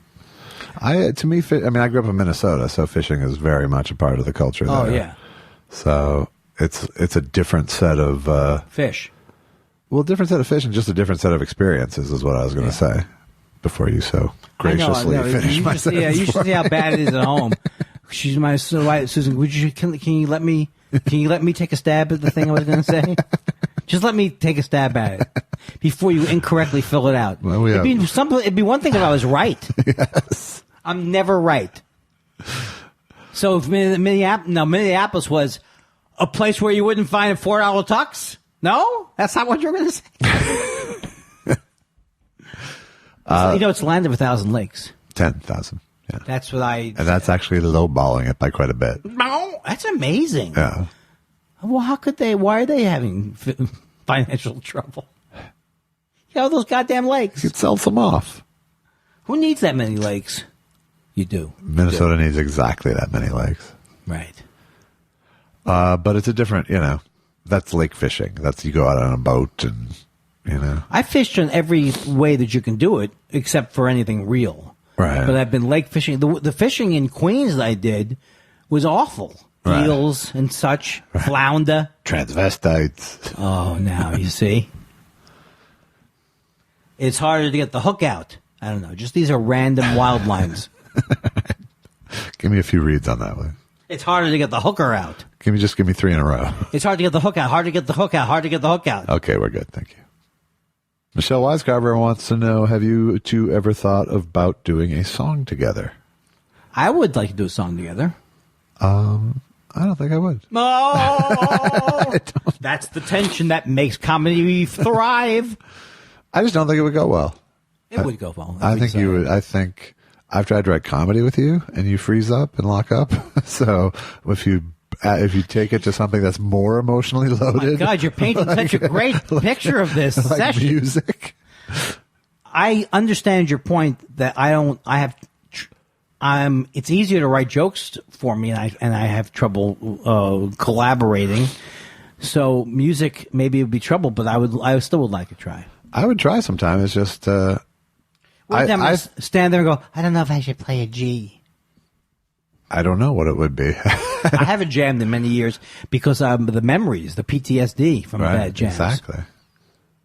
The guy who slows everything down. Have you been with that guy? I really feel like this is our peak collaboration, where there's nothing expected of you specific. Does that mean I'm an overachiever or an underachiever? No, I mean, you're expected to bring yourself to the table, right? In whatever form that is, any week. But if I said, look how much stress the fucking homework has given us. Yes. It has been hard. And that's watch a movie. Yeah, but that was in a week. I'm very proud of myself that I backed off today. If you had watched that, I would have made myself watch it. But as soon as I find out it's go time on we're flying, yeah, forget it. No, I heard the wheels turning on the phone. Like I said, it's already just like you're already like trying to maybe we could do a 6-minute podcast tonight because I have to set aside 14 hours to worry about what I'm packing. It really is sad. It really is sad the way I pack.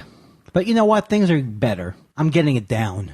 Cynthia C. asks, you probably answered this already, but what do you see yourselves doing for a living if you hadn't created successful careers in comedy? I like that joke. Is there any other career or line of work you see yourselves doing or forced by economics? I've always said that we go back to waiting tables. I enjoy that. Yeah. I started to work towards I was a manager of a stereo store. I didn't like that kind of thing. Yeah. So I haven't thought about it. I'd like to be a lot of things that if you don't have to work for it. Like if I had the skills of a doctor or a surgeon, right, but didn't have to study, right, that would be great. Yeah, I don't think that's the question. How about you? Where would you? Honest to God, I have no idea. Entrepreneur? Probably something like that, just because of it would have to be something where it wasn't going to the same place every day, Yeah. So more, I don't know that I would be like an entrepreneur in the sense of like opening a store or something, but I might be, an investor or something. Yeah, I don't know where I get my nut from if I was an investor, but, I don't know. I mean, teaching maybe of some kind too, but I don't know. I don't know. I've decided very young that I was going to do this. So there wasn't ever like that. There wasn't time to create an alternative universe for myself, really. No, but I've had plenty of miserable moments wondering when it's going to end.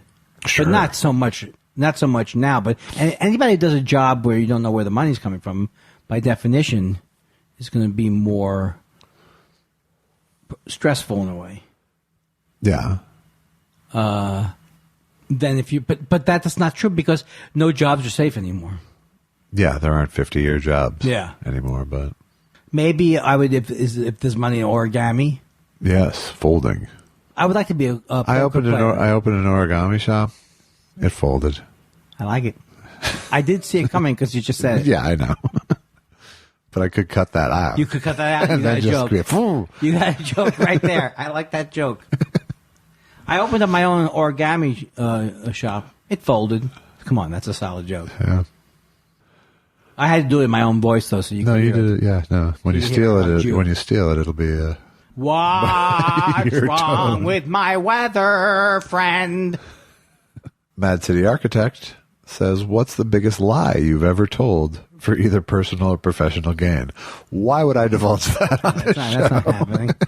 I don't think I've. First of all, I would not say if I had lied. No, it doesn't sound like something I would do. I've lied in my life millions of times. Like when I leave here, this is gonna be a good one. I didn't smoke pot today. Yeah, that was a lie.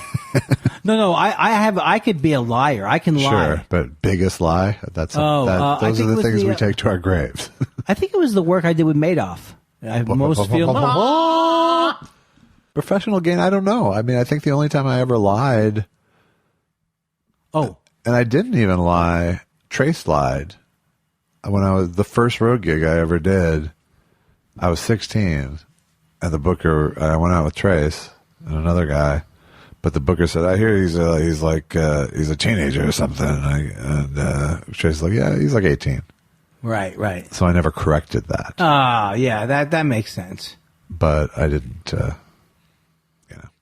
the truth. I lied and had a friend say that I lied when I got a job waiting tables, bartending at Denny's. Yeah. Because a guy claimed that I worked for his bar on the East Coast. Yeah. And then they called him. He said, "Oh, yeah, he's a good worker." And then that's the only time I've out and out lied to get a job. Well, I don't feel bad about that one. no, you shouldn't. How were you as a bartender? Good. Yeah. I love it. Do you? Yeah, because I like those kind of service. I like the kind of. It's the perfect way. I didn't have to do it for 20 years, but I like the social. Just the idea of a bar at Denny's to me So crazy. is fucking crazy. It's so stupid.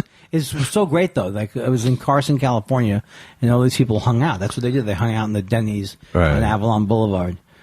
And Superbird's not bad. Have you had the Superbird? I've had the Superbird, and it's Monte Cristo.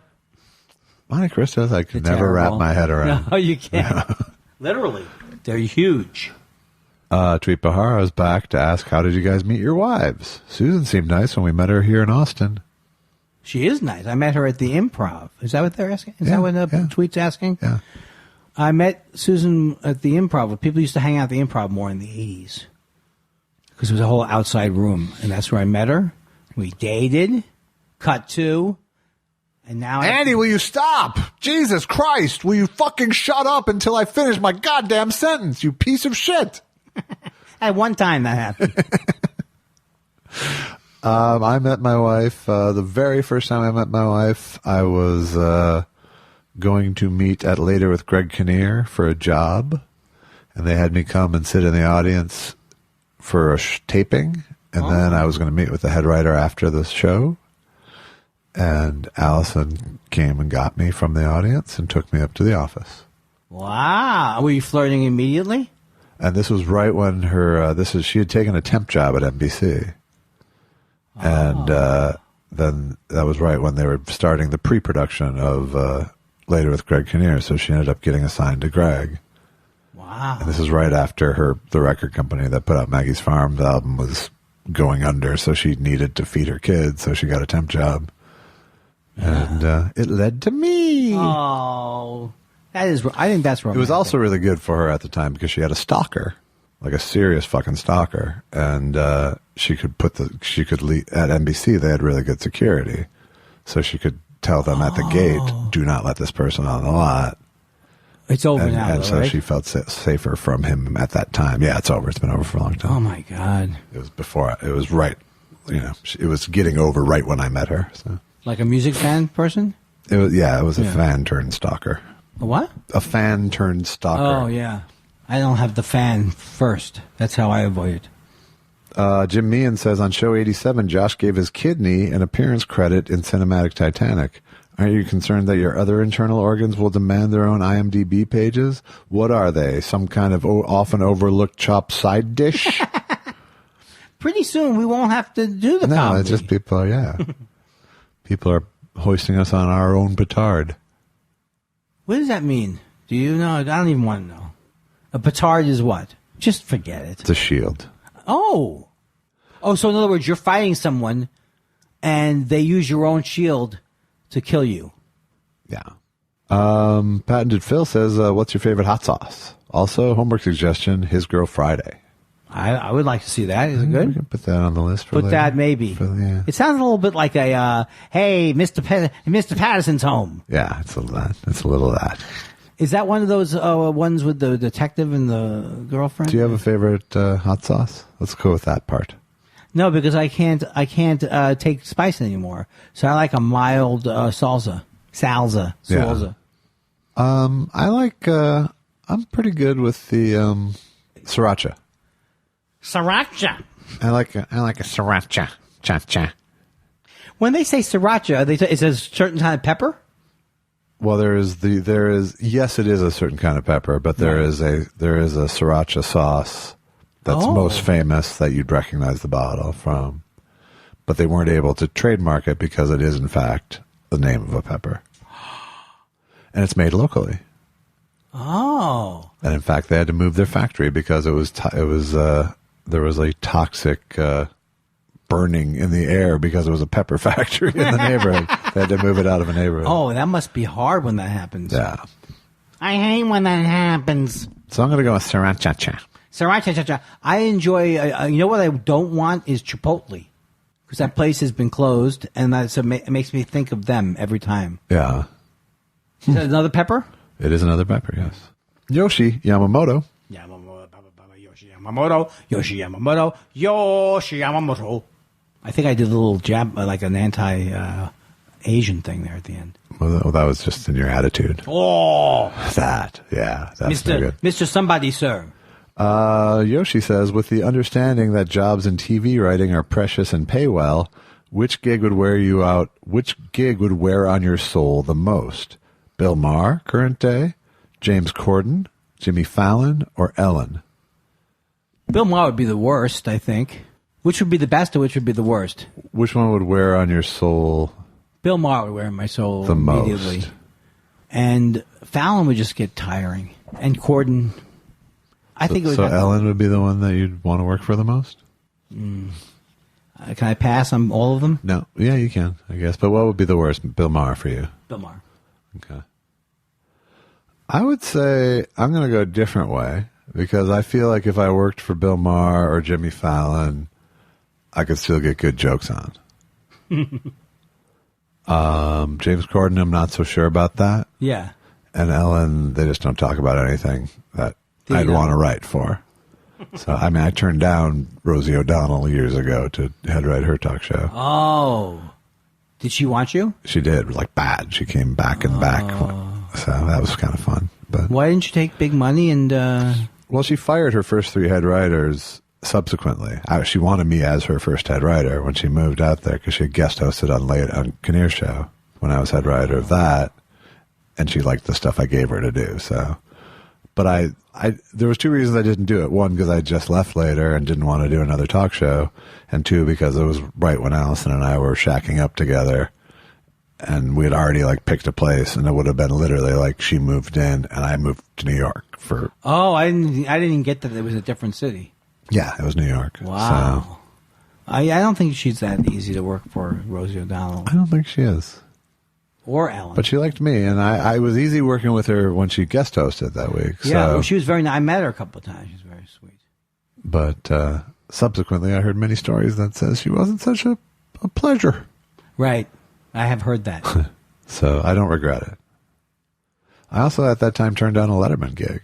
That was a mistake. No, it wasn't. I get no credit for just saying it. Because it was also you didn't want to move to New York? It was also, well, it was at the same time where I wasn't looking for another talk show job. Yeah, right. And I also had guys on my staff who had worked on Letterman. And it's hard. They were miserable there, yeah. Yeah. I think, I would do head writer on Letterman where you're actually working with Letterman. Yeah. But no one else is talking to Letterman there pretty much. Yeah, you're just, Dave's mad. Fix it. Well, I always have fun there because I you were a guest. worshipped him. Yeah. Greg W. says, Trump is currently feeding unpaid student athletes cold fast food. What's the cheapest gift/meal you've received from someone who could have afforded better? By the way, still furloughed, so I would eat the shit out of that poor man's buffet. You guys rule. Man. Greg was I believe he's who we gave the chicken recipe to last week. Well, I saw the buzz about the chicken recipe. I forgot the question. It was cluck more than buzz. I'm dead. The question was, what's the cheapest gift you've ever gotten or meal from someone who could have done much better? I can't think of something like that offhand. I would remember it too. Yeah. I think I'd have to work for Bob Hope or something.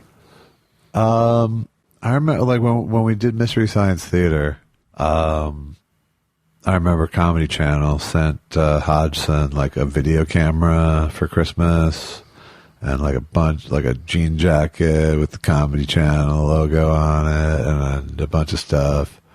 And they sent Trace and I nothing.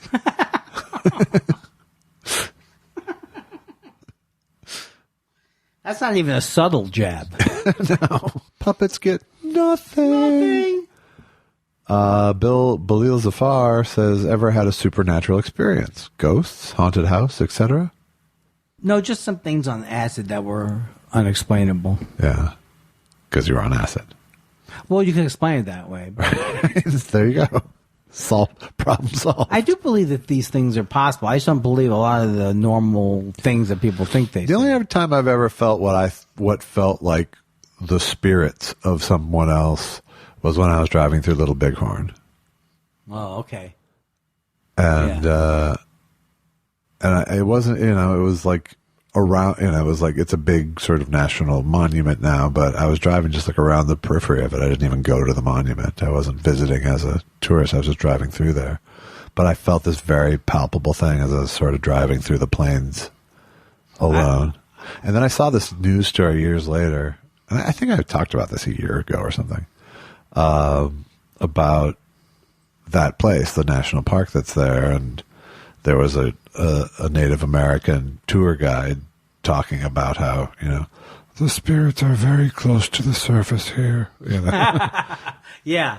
I believe that there's truth to many of the things, like that there is a feeling. Like when I went to the Vietnam Memorial in Washington, the way it's designed, I walked in. It's brilliant. It's brilliant. I was crying. By the time I got to the bottom, I was crying. Yeah. So that could be artistic, the way they was artistically put together. But I do believe that there's energy in places, and who knows? It may be something we learned about hundreds of years later. That's kind of everyone realizes it. Oh yeah, of course. If 8 people die in a home, it starts to smell like a corpse. Right. I've never visited other battlefields, so I wonder if that's something that's true at many battlefields. I wonder if you go to Gettysburg, if you feel that. When I went to Gettysburg as a kid, I felt that I had lived around the Revolutionary War time. Yeah. So who knows? But who knows? But that's a Civil War battlefield, right? I didn't know when I was saying it, but it's like, they say deja vu. It's like, to me, deja vu is an actual experience. What it means, who knows? Who knows? But the idea of like, oh, you think you've been there before? No, it's when you think you've experienced it exactly that way before. Right. I don't know what causes the phenomenon, but I've had it a few times, and it's like, no, this happened to me in another dimension. Right. So who knows? But I won't rule out that there could be things that they call supernatural. Oh, Josh. Andy, did you hear that? No, I didn't hear a thing. Wow. Josh. This is weird. This has been happening a lot. It's your grandfather, hoo-hoo. Grandpa, hoo-hoo. That was a delight. $1 just fell from the ceiling. Every time. I said I reserve a seat every Passover for Elijah Cummings. Very happy with it. Who? Derek Faraci says, now that the president has held a White House dinner that consisted of fast food, which fast food places would you choose for your fancy dinner party? There's none I like. Is there any ones you love? That I love? Apple Pan. It's not fast food. I like Fat Burger, although it's not that fast. So Fat Burger's pretty good. Like if I had a bunch of people visiting, I might do a big In-N-Out spread just because In-N-Out has that reputation. Okay. Do you like their burgers? I like them. I'm not I'm not 20 deep at the drive-thru like people are. I don't understand that at all. Wait a second. Near me. What's that thing near me? Is that In-N-Out Burger? What could possibly be happening there? Hamburgers. But they're literally 4-hour wait, it looks like. I know. Constantly. Is it because there's no other fast food around in the area? No, there is. It's people like In-N-Out that much. You've seen the one by the airport, too. It's the same thing. Every In-N-Out burger is like that. I'm not going for it. I had a fat burger years ago that I did enjoy. Yeah, I like fat burger. I don't like umami. I didn't like umami burger either. Especially when you go to a restaurant and they start asking you questions. Do you know have you been here before? And come on, please. If I knew this was involved. We do things a little differently here. Umami is from a Japanese word. Well, I would imagine it would be a Japanese word. Let's move it along. It smells funny, umami. If that's what it translates to. It tastes and smells like rancid almost. Isn't that what it is? No. Okay. Josh Caterer says, can you explain / demonstrate the subtle difference between a Ted Knight impression and a Tony Randall impression? Yes. Ted Knight is more like this. Lou, how about a fresco, Danny? And Tony Randall's, it's more clipped. No, I can't do Tony Randall. Yeah, I can't do Tony Randall either, but attitudinally, Ted Knight is actor has bluster. Yes. Whereas Tony Randall has arrogance. That's very true. And also, he's fastidious. Yes. I don't know what I added nothing to the conversation. Lou, come on. Lou. Danny. Oscar. The world, Oscar. the world needs ditch diggers, too. What was I doing there? You were clearing your things like Tony Randall. And doing a hell of a job. Now, that's from Wonderful Life, right? Hee-hee-haw. Hee-haw, George. Yeah. I knew there was a good chance. Knife Job says maybe you guys should check out The Incident, 1967, with Tony Musante, Martin Sheen, and Beau Bridges. Oh, I like that. It's an uneasy watch, but worth it. And bonus, Ed McMahon is in it. That's not a bonus so much. What's it called? The Incident. The Incident. I like the name of it. Yeah, I think we might have gone through our stock. I'm going to admit to you, Josh, I'm a little tired. Okay, well, I'm going to admit to you that I can let you go without feeling any pain. Well, and also, I'm going to see you very soon. This is the first time we've ever done a podcast, then got on a plane and shot a movie. It's true. That is the first. Together. We've shot movies separately. Sure, yeah. I mean, the podcast movie combo isn't new. But well, if you want to... So I'll see you at the airport tomorrow? I will see you at the airport. At the gate? Well, I'm going to try and get there earlier. I know. No, I'm not going to try to. I'm not going to try to coordinate our trip to the airport. No, that would be the worst. Wouldn't that be so terrible? We'll have we live 3 blocks away, and we both know that we need to get to the airport separately. We would use we try to use Lyft. What's the one where you use the carpool one? Right, group Lyft or whatever. And you're like, I knew I shouldn't have done it. I think it's called Help Me Lift This. What? Super Shuttle? Hey, if you want to write to us at thoughtspiralshow@gmail.com. Nice. And also, if you want, I Need You to Kill is still available. It is. Amazon Prime or... I don't think I have a new project. No. Well, you have that album. What's the problem, Andy? What's the problem? I swear. It's like if you wanted to instantly torture me. It works like it's like opens the wound right back up. Well, I love you very much. Next time I see you, we're going to be film stars. That's right. On the actual flight to the film, we're gonna make sure. I don't know why I'm getting so emotional. I'm going to see you in a few Let me hours. just ask, as you're coming through first class, don't act like you know me. I am going to. I'm going to make a big thing. Hey, did you get an upgrade? All right, brother. All right, man. I'll see you in the morning. See you in the morning. And next time you hear from us. Good night. We will be stars. We will be stars. I wish I could start with Good night, star. Good night, partner. Oh, I hate myself. I'm a star. I'm a baby. Top of the hill. Top of the hill, Joey. Top of the hill. I'm a star. You know what you are? You're a bigot. That hurt me. I felt I lost my appendix again.